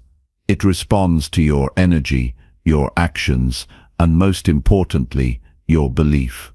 When you vibrate at the frequency of your dreams, you attract everything that matches that frequency. It's a powerful shift that starts from within. When you can truly understand this concept, everything changes. The first step to manifesting your dreams is believing in your own potential. So many people sabotage their own dreams by doubting whether they're worthy or capable of achieving them. This self-doubt is the greatest barrier to manifestation. If you don't believe that you deserve what you're dreaming of, how can you possibly expect the universe to deliver it to you? Everything starts with self-belief. And the truth is, you don't need to be perfect to manifest your dreams. You just need to trust that what you want is possible, and that you have everything it takes to make it happen. You are already more than capable. If someone else can achieve what you want, so can you. The only thing standing between you and your dreams is your willingness to believe in yourself. Manifestation also requires you to be clear about what you want. You can't just wish for success or a better life in a vague, generalized way. You need to get specific. The universe responds to clarity. If you want to manifest your dream job, your dream relationship, or the lifestyle you desire, you need to know exactly what that looks like. The more specific you are, the easier it becomes for the universe to bring it to you. Take some time to get clear on what you truly want. What does your dream life look like? What are the things you would do every day if you had unlimited resources and time? What does success look like for you? When you get specific about your goals and desires, you create a roadmap for the universe to follow. Now, here's where most people get stuck. They think that manifestation is all about sitting in a quiet room and repeating affirmations all day long. While affirmations are important, they are only one part of the process. The most powerful form of manifestation is taking aligned action. You cannot just sit and wait for things to come to you. You have to move towards them. Every step you take towards your dream is an act of faith, and each step makes the universe respond with more opportunities and resources. The universe can't bring you what you want if you're not actively moving towards it. So don't wait for the perfect moment to take action. Start now. Move in the direction of your goals, and the universe will open doors for you along the way. Another important aspect of manifestation is gratitude. You cannot manifest what you want if you're not grateful for what you already have. Gratitude is a magnetic force that attracts more of the good things in life. When you express gratitude for the things you have now, whether it's your health, your family, your home, or the small wins in your life, you create a vibration of abundance that draws in even more blessings. Start each day by expressing gratitude for what you have, and watch how your life transforms. It's like the universe says, "Oh, you like that? Here's more for you." Gratitude keeps you in a state of abundance, which is exactly the energy you need to manifest your desires. Now, let's talk about the power of visualization. Visualization is one of the most powerful manifestation tools there is. When you visualize your dreams, you are creating a vivid image in your mind of what you want. This trains your mind to focus on your goals, and it helps you feel the emotions you would experience once you've achieved them. The more you visualize your dreams, the more real they become to you. And the more real they become, the more you begin to take actions that are in alignment with them. When you visualize, you are sending a clear signal to the universe about what you want. But visualization isn't just about seeing the outcome, it's about feeling the emotions associated with it. Imagine how it will feel when you've achieved your goals. What emotions will you experience? What will you do? Feel that excitement, that sense of fulfillment, and use those emotions to fuel your belief that it's already on its way. The next key to manifesting your dreams is to let go of resistance. Often, we hold on to limiting beliefs that keep us from receiving what we want. These beliefs could be about money, love, success, or even our own worth. You have to release these limiting beliefs and open yourself up to receiving. If you continue to hold on to the thought that you're not worthy of success, that it's too late for you, or that you can't have what you want, you block the flow of manifestation. Let go of the idea that anything is impossible, because nothing is impossible when you believe in your ability to create the life you desire. Manifesting your dreams also requires patience. The universe doesn't always deliver things on your timeline, and that can be frustrating. But patience is key. Trust that everything is unfolding exactly as it should. You may not always see the progress immediately, but every step you take is moving you closer to your goal. Don't get discouraged if things don't happen right away. Manifestation isn't about instant results. It's about trusting the process and allowing things to fall into place. Keep your focus on your vision, take consistent action, and stay open to the possibilities. Your dreams are already on their way to you. You just have to be patient and allow the universe to work its magic. At the end of the day, manifestation is about aligning your thoughts, beliefs, and actions with what you want to bring into your life. It's about becoming the person who is capable of receiving the life you desire. When you believe in your dreams, take consistent action, express gratitude, and stay open to what the universe has to offer, you will be amazed at how quickly your dreams begin to unfold. The power to manifest your dreams lies within you. All you have to do is take that first step and trust the process. It's time to step into your power and start creating the life you've always imagined. Your dreams are waiting for you. Are you ready to receive them? Chapter 14. How to build a morning routine that sets you up for success. The way you start your morning can determine how the rest of your day unfolds. Imagine waking up each day already knowing you have everything it takes to succeed. Imagine feeling energized, focused, and ready to tackle whatever comes your way. That's the power of a morning routine. It's your foundation for success. It doesn't matter how many setbacks you've faced or how tough the day before was. When you establish a morning routine that aligns with your goals, you set yourself up to win every single day. You've probably heard it a million times before, but the truth is, most successful people credit their morning routines for their achievements. And here's the thing, you don't need a complicated routine or a huge block of time to see results. What you need is consistency, intention, and the right activities that energize and prepare you mentally, physically, and emotionally for the day ahead. You don't have to be a morning person to do this. What you need is a commitment to starting your day in a way that makes you feel powerful and in control. First things first, let's talk about the importance of waking up early. I'm not saying you need to wake up at 4 a.m. every day, but the key here is to wake up with enough time to set the tone for the day.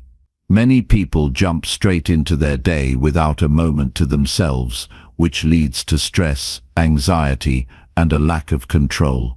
You need time to prepare yourself mentally before the world starts demanding things from you. Waking up even 30 minutes earlier than usual can make all the difference. It gives you time to think, reflect, and set your intentions for the day. This is your time to create a sense of calm before the storm of responsibilities and distractions hit. Now, let's talk about what you should do with that precious morning time. The first thing you need is a moment of stillness. This could be through meditation, deep breathing, or simply sitting in silence. When you wake up, you're still in that quiet, peaceful state of mind, and this is the best time to tap into your subconscious.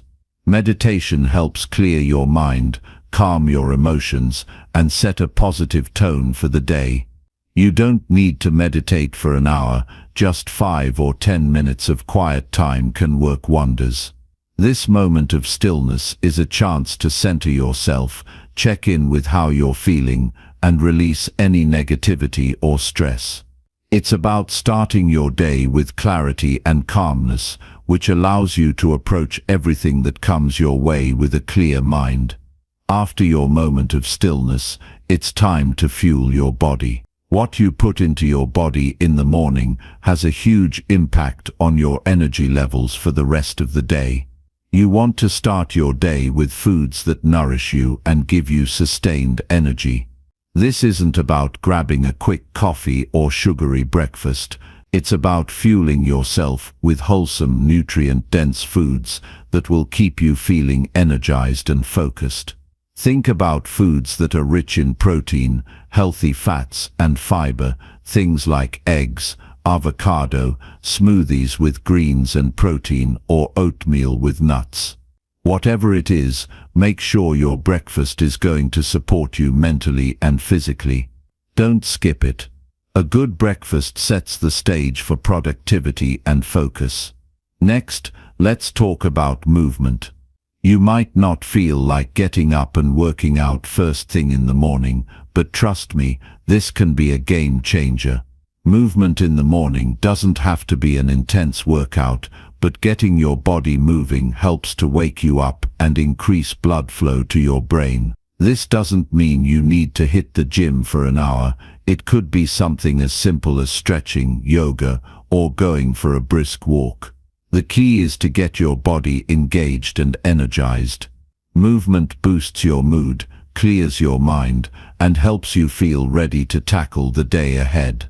It doesn't matter if it's just 10 minutes. What matters is consistency. Over time, that little bit of movement will have a massive impact on your energy levels and your mindset. One of the most powerful things you can do for your morning routine is to engage in personal development activities. This could be reading a book, listening to a podcast, or journaling. The key is to spend a few minutes feeding your mind with something positive, inspiring, and motivating. This is a way to set the tone for the rest of your day. Personal development isn't just something you do when you're feeling down. It's something that keeps you growing, evolving, and expanding. A few minutes of reading or journaling in the morning helps reinforce your goals, boost your mindset, and keep you focused on what matters. You might want to read a chapter of a book, write down your thoughts in a journal, or reflect on your goals. Whatever it is, make sure you're intentionally nurturing your mind and your growth. And let's not forget about gratitude. This is one of the most powerful practices you can incorporate into your morning routine. Before you get lost in the busyness of the day, take a moment to reflect on the things you're grateful for. It could be your health, your family, your job, or even something as simple as having a roof over your head. Gratitude helps shift your mindset from scarcity to abundance. When you start your day with a mindset of gratitude, you attract more things to be grateful for. It's about setting a positive tone and focusing on the good, which in turn helps you tackle any challenges with resilience and optimism. Now I know all of this sounds like a lot to do in the morning, but remember, it doesn't need to be overwhelming. The key is consistency. Start small, and as you get more comfortable with your morning routine, you can add more practices or tweak them to fit your needs. The power of a morning routine comes from making it your own. It's about finding what works best for you and committing to it every single day. It's not about perfection, it's about progress. Even if you only have 20 minutes in the morning, you can still implement some of these practices and create a powerful routine that sets you up for success. When you start your day intentionally, you begin to take control of your life. A morning routine that works for you helps to create momentum, reduce stress, and increase productivity throughout the day. It's about getting clear on what matters most to you and setting your day up in a way that supports those goals. You have the power to shape your morning, and in doing so, you can shape your entire day. It's time to stop letting the world dictate how your day goes. Take charge of your mornings, and you'll take charge of your life. Start today. Chapter 15. Why you need to fail and how to bounce back stronger. Failure is not the enemy. It's not a roadblock or something that should make you afraid. It's the catalyst for growth, the fuel that propels you toward success, and the lesson you need to learn in order to level up in life. It's easy to get caught in the trap of thinking that failure is something to avoid at all costs. But the truth is, failure is the very thing that shapes you into the person you need to become in order to achieve your dreams. When you understand this, everything changes. We live in a society that often views failure as something negative. We're taught from an early age that failure is bad, that it's something to be ashamed of, and that we should do everything in our power to avoid it. But here's the reality. Every successful person you admire, every person who has accomplished something remarkable, has failed. They've stumbled, they've fallen flat on their face, and they've experienced the pain of defeat. But they didn't stay down. They got back up. And that's the difference between those who succeed and those who don't. They keep going. You see, failure is not the end of the road. It's the beginning of a new chapter. It's an opportunity to reassess, to learn, and to grow. Every time you fail, you gain valuable insight into what doesn't work, and that knowledge is more powerful than any success you could ever have without it. Failure gives you the tools you need to succeed. It teaches you resilience, patience, and perseverance. It helps you develop the grit necessary to keep pushing forward, even when the odds are stacked against you. But here's where the magic happens. It's not just about failing, it's about how you bounce back. How do you respond when things don't go as planned? How do you pick yourself up after you've been knocked down? That's where the real power lies. You can't control when or how you fail, but you can control how you rise from it. When you understand that failure is a temporary setback and not a permanent condition, you start to approach challenges with a different mindset. Instead of seeing failure as something to fear, you see it as an opportunity to learn, grow, and become better. Think about all the times you've faced setbacks or challenges in your life. What did you learn from those experiences? How did you grow as a result of those failures? If you look closely, you'll see that those moments of failure were the moments that shaped you into who you are today. They taught you to be resilient, to think differently, and to keep going no matter what. The truth is, failure is an essential part of the journey to success. You cannot skip it. You cannot avoid it. And the sooner you embrace it, the sooner you'll unlock your true potential. But how do you bounce back stronger after a failure? It all starts with your mindset. The way you perceive failure determines how quickly you can get back on your feet. If you see failure as a reflection of your worth, it will be much harder to move forward. But if you see it as a learning experience, as a stepping stone towards something greater, you'll be able to bounce back faster and with more determination than ever before. The first step in bouncing back is to give yourself permission to fail. Stop beating yourself up over your mistakes and start treating yourself with compassion. Remember, you're human. You're going to make mistakes. It's part of the process. The key is not to let those mistakes define you. Instead, use them as stepping stones toward your success. Every time you fail, ask yourself, what can I learn from this? How can I use this experience to become better? When you start to look at failure as a teacher instead of an enemy, your perspective shifts and you start to see it as a valuable part of your journey. The second step is to reframe your mindset. Instead of focusing on what went wrong, focus on what you can do next. Don't get stuck in regret or self-doubt. Instead, focus on what you can control, the next action you can take to move forward. Break down your goals into smaller, manageable steps and take consistent action, even if it's just a small step every day. Progress is progress, no matter how small. By focusing on the next step instead of getting overwhelmed by the bigger picture, you'll build momentum and start moving forward again. The third step is to surround yourself with the right people. When you're in a tough spot, it's easy to isolate yourself and feel like you're alone. But the truth is, you don't have to go through it alone. Surround yourself with people who support you, who believe in you, and who will encourage you to keep going.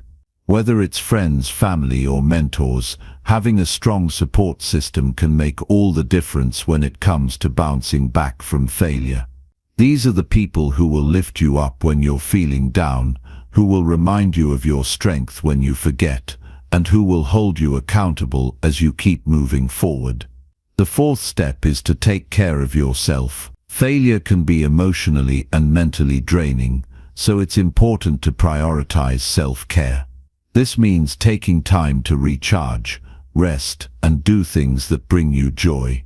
When you're in a state of burnout or exhaustion, it's hard to think clearly and make decisions. By taking care of your physical, mental, and emotional health, you'll have the energy and clarity you need to bounce back stronger than ever. And finally, remember this: failure is not a reflection of who you are as a person. It's a part of the process, a step on the path to success. You are not defined by your failures, but by how you respond to them. The greatest successes in life often come after the biggest failures. So embrace the setbacks, learn from them, and use them to propel yourself forward. With the right mindset and the right actions, you can turn failure into your greatest strength. Don't fear failure, welcome it. Learn from it, and then rise stronger than ever before. The world is waiting for the next version of you, the version that has learned from failure and is unstoppable in the pursuit of your dreams. Chapter 16. How to attract positive energy into your life. Energy is all around us, and it's constantly shifting. Every moment, we're either absorbing or emitting energy, and it's not just the physical world that we interact with. It's also the emotional and mental energy that we draw from those around us. This energy determines the quality of our lives, our success, our happiness, and even our health. Imagine for a moment waking up every day surrounded by positive energy, feeling like the universe is working in your favor and everything just flows effortlessly. Wouldn't you want that? Of course you would. But here's the thing: attracting positive energy is not some mystical, far-off concept. It's something that you can create for yourself right now. It's in your power. The energy you put out into the world has a magnetic effect. It pulls things toward you. If you're constantly radiating negativity, doubt, or fear, you will attract more of that into your life. But if you make a conscious choice to focus on positive energy, you'll begin to notice a shift in everything around you. It's not just about wishing for good things to happen. It's about aligning yourself with the energy that you want to attract. When you vibrate at a high frequency, when your mind, body, and spirit are in harmony with positive energy, everything starts to fall into place. It starts with your mindset. Your thoughts are powerful, and the way you think directly influences the energy that you put out into the world. If you're constantly focused on the negative, you are literally feeding your brain and your energy field with that negativity. And guess what? The universe doesn't just respond to your words, it responds to the energy behind them. When you're fixated on problems, struggles, and what's not working, you begin to attract more of the same.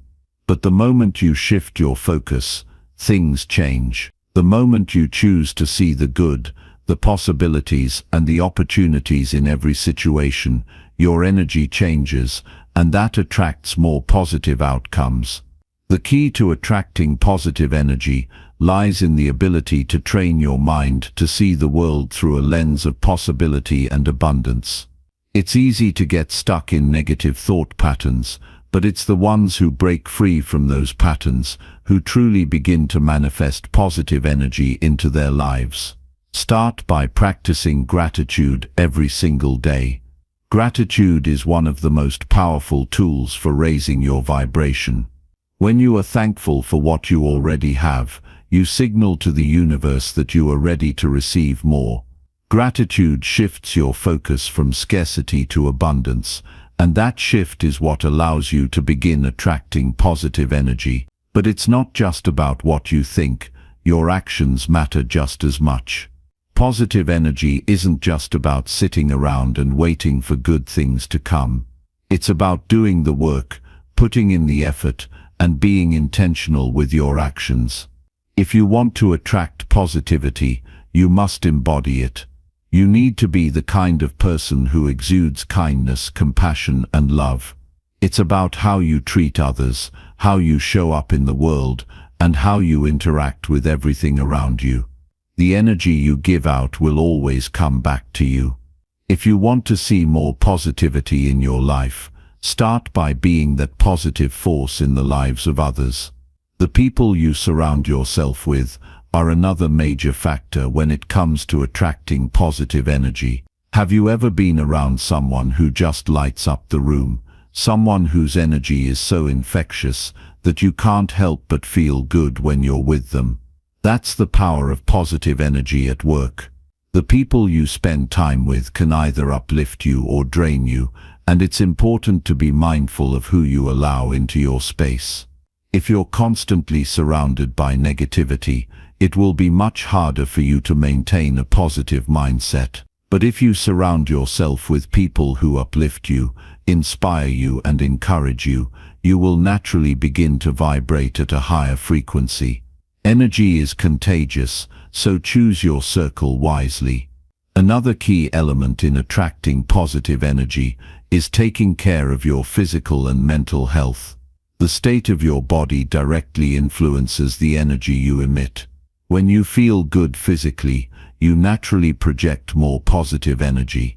Regular exercise, eating nourishing foods, and getting enough rest all contribute to a higher vibration. Taking care of yourself isn't just about looking good, it's about feeling good. The more aligned you are with your physical health, the more your energy will radiate outward. And when you feel good about yourself, that confidence and self-assurance become magnetic. Meditation is another powerful tool for attracting positive energy. When you meditate, you connect with your inner self, and you open yourself up to a deeper level of awareness. This practice helps you quiet the mind, release negative thoughts, and create space for positive energy to flow freely. Meditation allows you to let go of the mental clutter and create a peaceful, centered space where you can tap into the infinite supply of positive energy that's always available to you. Just a few minutes a day can make a world of difference in how you feel and what you attract. Now let's talk about the importance of being present. Too often, we're either living in the past, regretful of what happened, or anxiously anticipating the future. We get so caught up in what has been or what might be that we forget to focus on what's happening right now. The present moment is where the magic happens.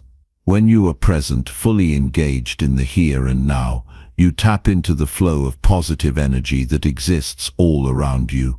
You stop fighting against life and start flowing with it. This is when things really start to shift for you. Life starts to feel effortless, and everything you want begins to gravitate toward you. If you want to attract positive energy, you have to become intentional about where you focus your attention. You can't expect to attract positivity if you're constantly consumed by negativity. Every moment is an opportunity to choose what kind of energy you want to create for yourself. If you want to attract abundance, focus on abundance. If you want to attract love, focus on love. If you want to attract peace, focus on peace. Whatever you focus on grows, so make sure your focus is on what you want, not on what you don't want. The most important thing to remember is this: the energy you put out into the world is the energy you will receive in return. Positive energy isn't something that just happens to you, it's something you create. It's a daily practice of choosing the right thoughts, making intentional actions, and surrounding yourself with the right people. The more you focus on positivity, the more positivity will flow into your life. It's the law of attraction, and it's working for you right now. The more you radiate good energy, the more the universe will respond with the same. And soon you'll find yourself surrounded by an abundance of good things, all because you made the decision to attract positivity into your life. Chapter 17. One habit that will make you unstoppable. You're standing at the edge of greatness. You feel it, right? The fire within, the urge to rise above, to crush obstacles and push boundaries like never before. You know what you're capable of, and it's like a spark waiting to ignite into something much bigger.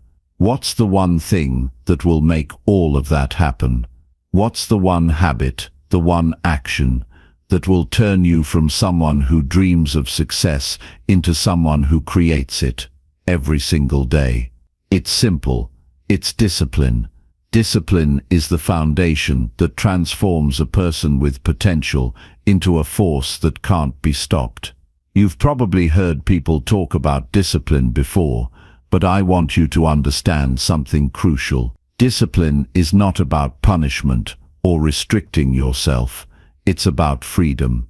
It's the freedom to do what you need to do, even when you don't feel like it. It's the ability to rise above distractions, above excuses, above the fleeting moments of laziness that everyone faces. Discipline is what allows you to turn your goals into reality, day after day, no matter the circumstances. Now, here's the truth. Discipline isn't always easy. In fact, it's rarely easy. But that's the beauty of it. It's not supposed to be. It's the challenge that sharpens you, that transforms you into someone who can handle anything life throws your way. The most successful people, the ones who are truly unstoppable, don't rely on motivation to drive them. They rely on discipline. Motivation comes and goes. It's a feeling, a burst of energy that can fizzle out just as quickly as it ignites. But discipline is a decision.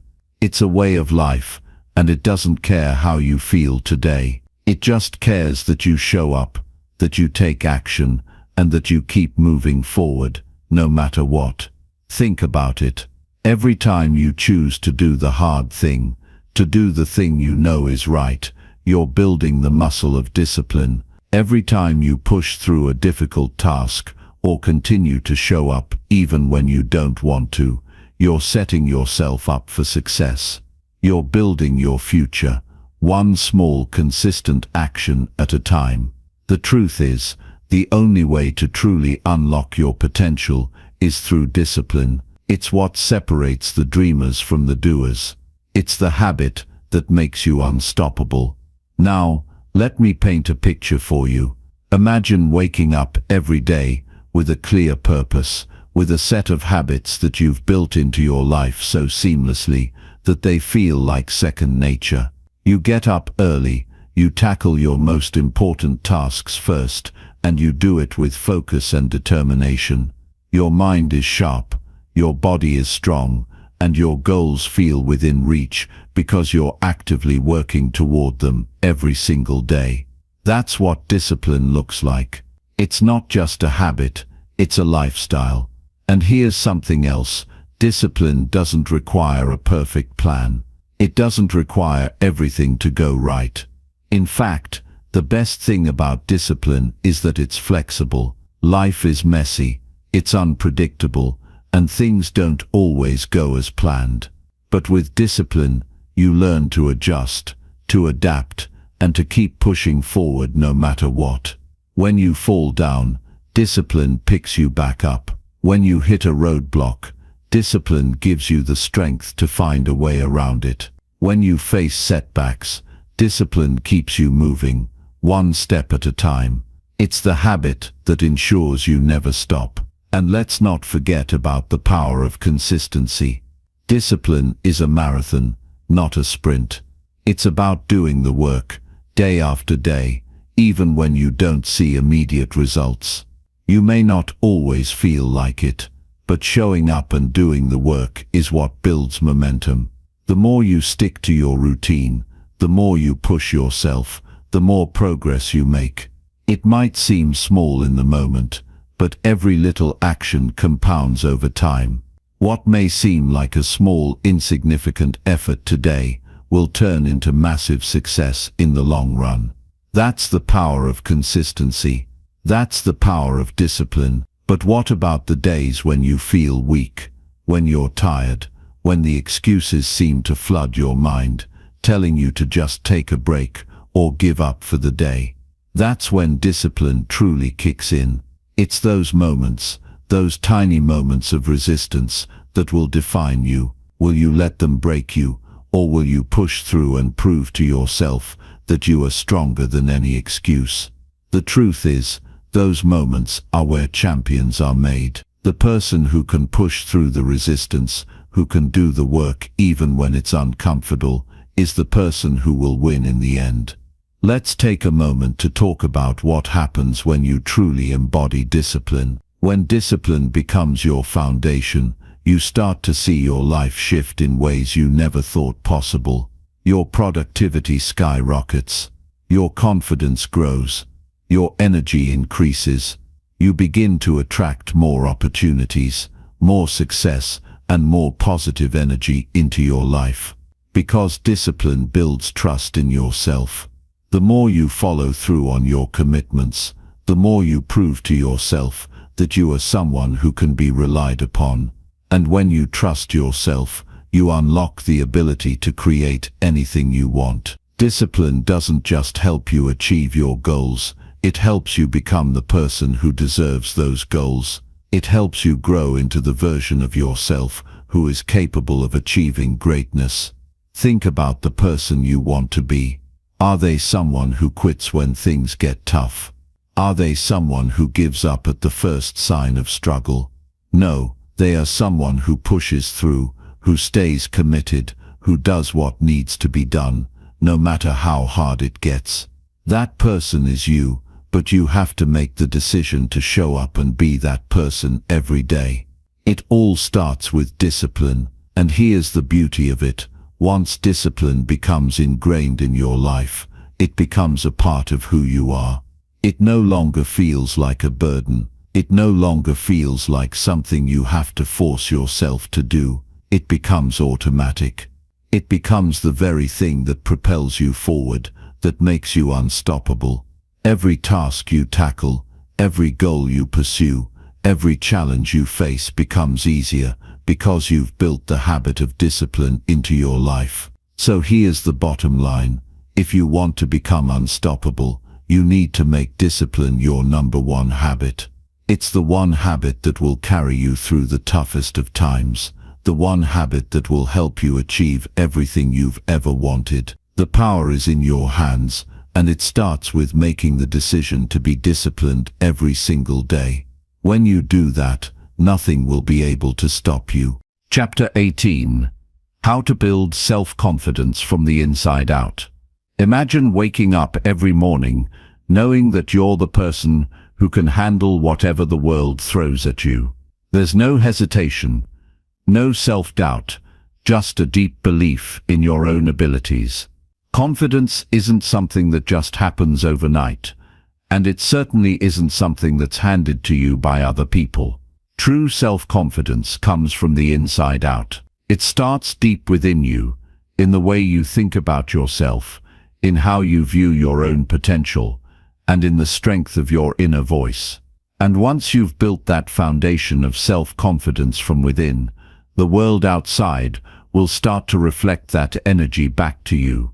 You will find doors opening, opportunities arising, and the self-assurance to pursue your goals with relentless passion. But you've got to start by looking inward. That's where it all begins. So, how do you build this kind of unshakable self-confidence? It's not about acting like you have it all together, or pretending to be someone you're not. It's about accepting yourself fully, flaws and all, and knowing that your worth isn't dependent on external validation. You have to believe, deep down, that you are enough. Right now, as you are. Not when you lose the weight, not when you land the perfect job, not when everyone else approves of you. You are worthy simply because you exist. And when you embrace that, when you stop looking outside of yourself for approval and start looking inward, that's when real self-confidence begins to take root. The first step is to recognize that self-confidence isn't about being perfect. Perfection doesn't exist, and it never will. The more you chase it, the more you'll feel inadequate. Confidence is about accepting your imperfections, acknowledging your weaknesses, and still choosing to move forward. It's understanding that everyone has moments of doubt, that everyone falls short sometimes. But it's how you bounce back from those moments, how you choose to keep going despite them, that shapes your confidence. When you realize that failure isn't a reflection of who you are, but simply a stepping stone on the path to success, you begin to see yourself as someone who can face any challenge and come out stronger on the other side. A big part of building self-confidence is learning how to quiet your inner critic. We all have that voice inside our heads that tells us we're not good enough, that we're not capable, that we'll never succeed. The trick is to learn how to stop listening to that voice. You're not your thoughts, and those negative beliefs aren't your truth. You are so much more than the doubts that sometimes creep into your mind. One of the most powerful things you can do is practice self-compassion. When you mess up, when things don't go according to plan, don't beat yourself up. Speak to yourself like you would speak to a close friend. Encourage yourself, lift yourself up, and remind yourself that this moment is just a moment. It doesn't define you. Another key to building confidence is taking consistent action. Confidence doesn't just appear out of nowhere. It's built over time through small, everyday victories. Every time you take action, no matter how small, you prove to yourself that you're capable. You start to trust yourself more. You start to realize that you don't need to wait for the perfect moment or for everything to be aligned perfectly. You just need to take that first step. And once you do, the next step becomes easier. Action builds momentum, and that momentum fuels your self-belief. The more you act, the more confident you become. Visualization is another powerful tool to build confidence. Spend time every day imagining yourself succeeding, seeing yourself doing the things you're afraid of doing, and visualizing the outcome you want. When you visualize yourself achieving your goals, your mind starts to believe it's possible. You start to see yourself as someone who can do hard things, someone who is worthy of success. The more you see yourself succeeding in your mind, the more your confidence grows. It's like you're programming your subconscious mind to believe in your potential. And when you truly believe in yourself, the world can't help but start to reflect that belief back to you. A big part of building inner confidence is taking care of your body too. Your physical health has a direct impact on your mental and emotional well-being. When you take care of yourself, when you eat well, exercise, and get enough sleep, you start to feel more energized and positive. You walk with more confidence. Your body and mind are connected. And when you nourish your body, you're also nourishing your self-belief. It's not about looking a certain way or meeting society's standards. It's about feeling good in your own skin and knowing that you are taking the steps to be the best version of yourself. Self-confidence also comes from setting and achieving goals. When you set goals that are meaningful to you and you follow through on them, you prove to yourself that you're capable of great things. You gain trust in your own abilities. Start small if you need to, but always set goals that challenge you. When you accomplish them, no matter how big or small, celebrate your victories. Every goal you achieve adds another layer to your confidence, and over time, you'll build a rock-solid belief in your ability to succeed. You'll stop questioning your worth and start trusting that you have everything you need to create the life you want. Another powerful way to build self-confidence is through positive self-talk. The language you use with yourself matters. If you're constantly telling yourself you're not good enough, or that you'll never succeed, your brain will start to believe it. But when you start using affirmations, when you start telling yourself that you are capable, strong and worthy, your mind begins to shift. Positive affirmations might feel strange at first, but over time, they help to rewire your brain and shift your mindset. Your words have power, and when you speak kindly to yourself, your confidence grows. Lastly, remember that building self-confidence is a journey, not a destination. It's something you'll continue to work on every single day. But as you take small steps every day to build your self-belief, you'll start to see massive shifts in how you show up in the world. You'll begin to trust yourself more. You'll stop second-guessing your decisions. You'll take risks and embrace new opportunities with excitement, knowing that you have everything it takes to succeed. And when you truly believe in yourself, nothing can stand in your way. The world will begin to reflect the confidence you have in yourself, and that's when you'll start to see the life you've always dreamed of unfolding right before your eyes. Chapter 19. How to find your purpose and live with passion. You are here for a reason. You may not always know it, but deep down, you can feel it.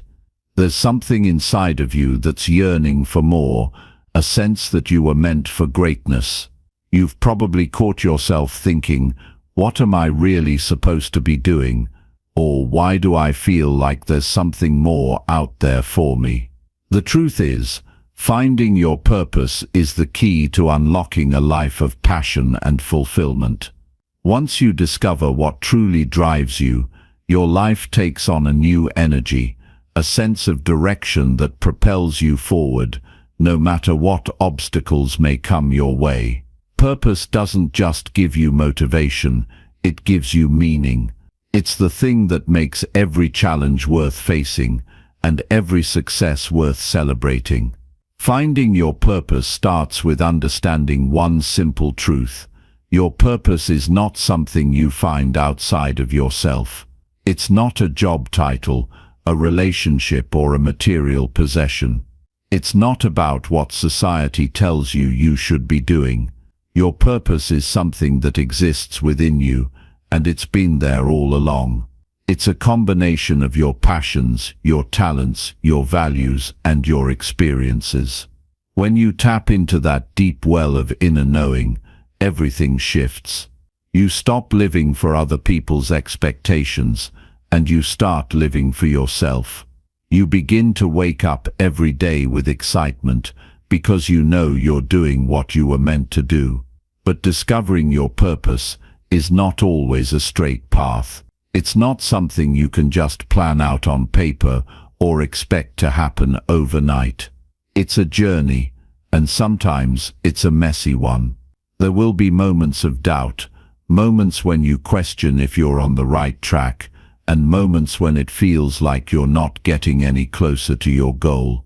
But this is part of the process. The key is to stay committed to the journey, to trust that your purpose will unfold as long as you keep moving forward. The more you explore, the more you experiment, and the more you listen to your inner voice, the clearer your purpose becomes. Start by looking inward. Ask yourself, what makes me come alive? What lights a fire inside of me? What am I passionate about? These aren't just surface-level questions. They are the keys to unlocking your true purpose. When you answer these questions honestly, without fear or judgment, you begin to understand what drives you at the deepest level. Maybe it's helping others. Maybe it's creating something new. Maybe it's solving problems or sharing knowledge. Your purpose might be tied to your greatest strengths, or it might be the thing you've always wanted to do but were too afraid to pursue. Whatever it is, trust that it's unique to you and that you have everything it takes to make it a reality. But it's not just about identifying your passions. It's about aligning those passions with your values and the impact you want to have on the world. Purpose doesn't exist in a vacuum. It's about contributing something meaningful to others, about using your gifts and talents to make a difference.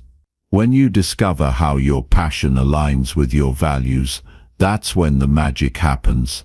That's when you begin to feel a sense of fulfillment, because you know that your work is not just about you, it's about making the world a better place. Living with passion doesn't mean that every day will be easy, or that everything will fall into place perfectly. Passion is about commitment. It's about getting up every day and doing the work, even when it's hard, even when you don't feel like it, and even when you encounter setbacks. But here's the thing, when you're living your purpose, when you're doing what you love, the challenges don't feel as heavy. You're fueled by something deeper, something that makes every sacrifice worthwhile. And when you begin to see the progress, when you begin to make an impact, that passion grows. It becomes unstoppable. One of the biggest barriers to finding your purpose is fear. Fear of failure, fear of judgment, and fear of stepping into the unknown. But the truth is, fear is part of the process. If you're not afraid, you're not growing. If you're not uncomfortable, you're not evolving. Don't let fear hold you back from discovering the life you were meant to live. Instead of letting fear control you, let it motivate you. Let it push you to take action, to step into the unknown, to face the challenges head-on. Fear is simply a sign that you're on the right path. It means you're pushing the boundaries of what you think is possible. And that's exactly where growth happens. The other part of this journey is embracing the idea that you are worthy of living your purpose. You are worthy of doing work that excites you, that challenges you, and that makes you feel alive. So many people hold themselves back because they don't believe they deserve success or fulfillment. But the truth is, you are more than enough. You have everything inside of you that you need to live a life of purpose. You just have to believe in yourself and trust that you are capable of achieving great things. Another powerful way to connect with your purpose is through service to others. When you start thinking about how you can help others, how you can make a difference in someone else's life, you begin to see your own purpose more clearly. Serving others doesn't just benefit them, it also brings you immense fulfillment.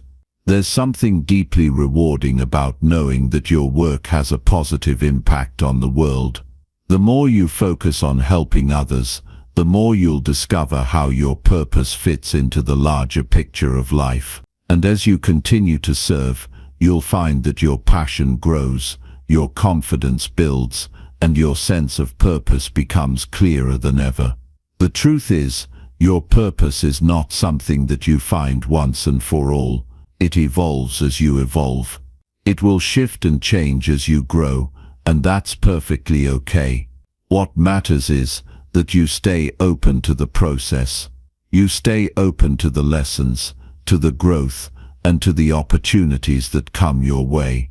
When you commit to living with purpose, when you make the decision to follow your passion every single day, you will look back one day and realize that everything you've experienced, every challenge, every victory, every moment of doubt, was all part of your journey toward living a life of meaning. In the end, finding your purpose and living with passion is the most liberating thing you can do. It's not about finding the perfect answer, it's about starting the journey. It's about taking the first step, and the next, and the next. And when you do, you'll find that the life you've always dreamed of is waiting for you. All you have to do is step into it with confidence, with passion, and with the unwavering belief that you are exactly where you need to be. The world needs your gifts, your talents, and your passion, and once you step into that, everything will fall into place. You'll realize that living with purpose was never a destination, it was the journey all along. Chapter 20. Ultimate Guide to Changing Your Life in 30 Days. You have the power to change your life. Right now, in this moment, you have everything you need to transform your life in ways you've only dreamed of. It all starts with a decision to make a change, a decision to take control. That's what will set the wheels in motion. It's not some magic formula or a secret you're missing. It's the power within you, the power to shift your mindset, to build new habits, and to commit to the life you deserve. Change doesn't have to be slow or painful. It can happen in just 30 days if you're ready to put in the effort and follow the process. The first step is to set a clear intention. If you want to change your life in 30 days, you need to know exactly what that change looks like. It's easy to say you want to be healthier or more successful, but what does that really mean for you? Get specific. What does your healthiest self look like? What does success mean to you? For some, it may be losing weight, getting a promotion, or waking up earlier. For others, it might mean mastering a new skill or overcoming a fear. Whatever it is, make sure you have a clear vision. Without a clear vision, you'll be wandering without direction, and change will remain out of reach. Once you have your vision, break it down into manageable steps. The idea of changing your life in 30 days can feel overwhelming, but it's important to remember that change happens incrementally. It's not about trying to do everything at once. It's about taking one step after another, every single day toward your goal. Think about the person you want to become. What do they do differently? What habits do they have? What do they believe? Start small. Focus on the things you can do today to start building the foundation for the person you want to be. These little actions will add up over time, and before you know it, you'll be living the life you once only imagined. But it's not just about taking action, it's about taking action with intention and consistency. Consistency is what separates those who see real results from those who fall short. You've probably heard that it takes 21 days to form a habit, but I believe that 30 days is the perfect time frame to truly shift your mindset and your life. When you commit to something for 30 days, you create momentum. You create a habit, and that habit starts to define your identity. You begin to see yourself as someone who shows up, who takes action, and who does the work every day. That's when the magic happens.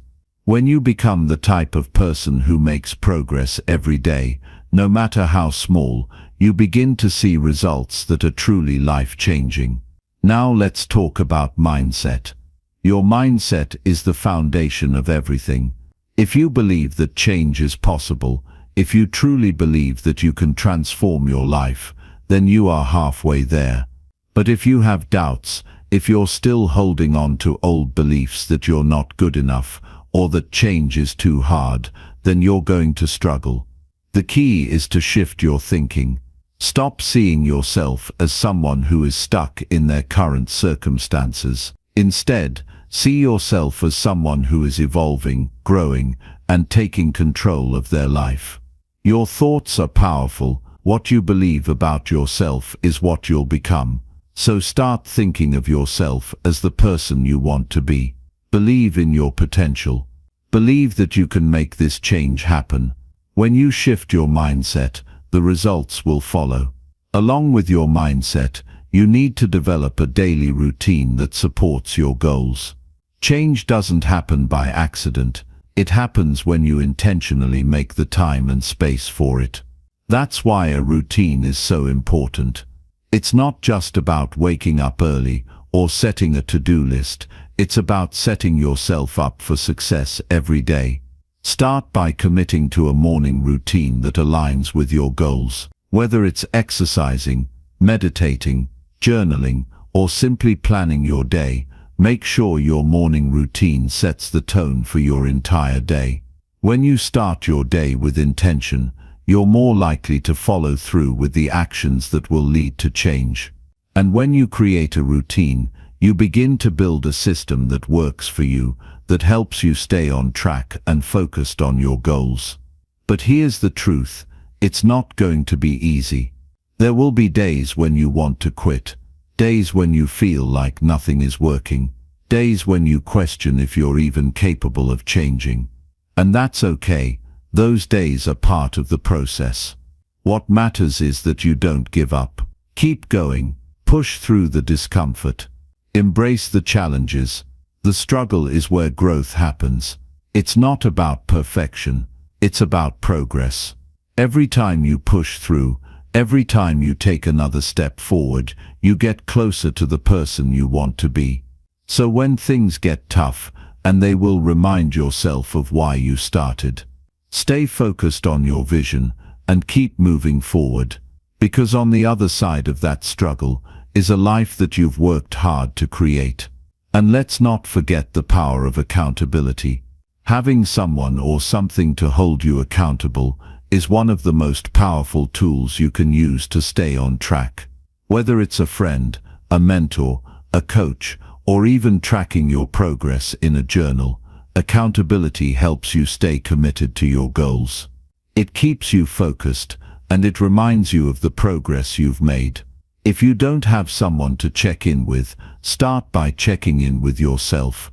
Write down your goals, track your progress, and celebrate your wins, no matter how small they seem. These little victories will help keep you motivated and remind you that change is happening. As you move through the 30 days, you're going to notice shifts. At first it may feel like nothing is changing, but trust me, it is. Your mindset is shifting. Your habits are becoming ingrained. Your routine is becoming a part of who you are. And that's when you start to feel different. That's when you start to see the world differently. You'll find yourself becoming more confident, more focused, and more driven. You'll begin to see opportunities that you didn't notice before. You'll start making decisions that align with your goals. And most importantly, you'll start to feel like the person you've always wanted to be. Remember, change doesn't happen overnight. But in 30 days, you can lay the foundation for a completely different life. The key is consistency, mindset, and the willingness to push through the challenges. You've got this. You are capable of so much more than you realize. In 30 days, you can transform your life if you commit to the process. So take that first step today. Decide that you're ready. Because once you do, nothing can stop you.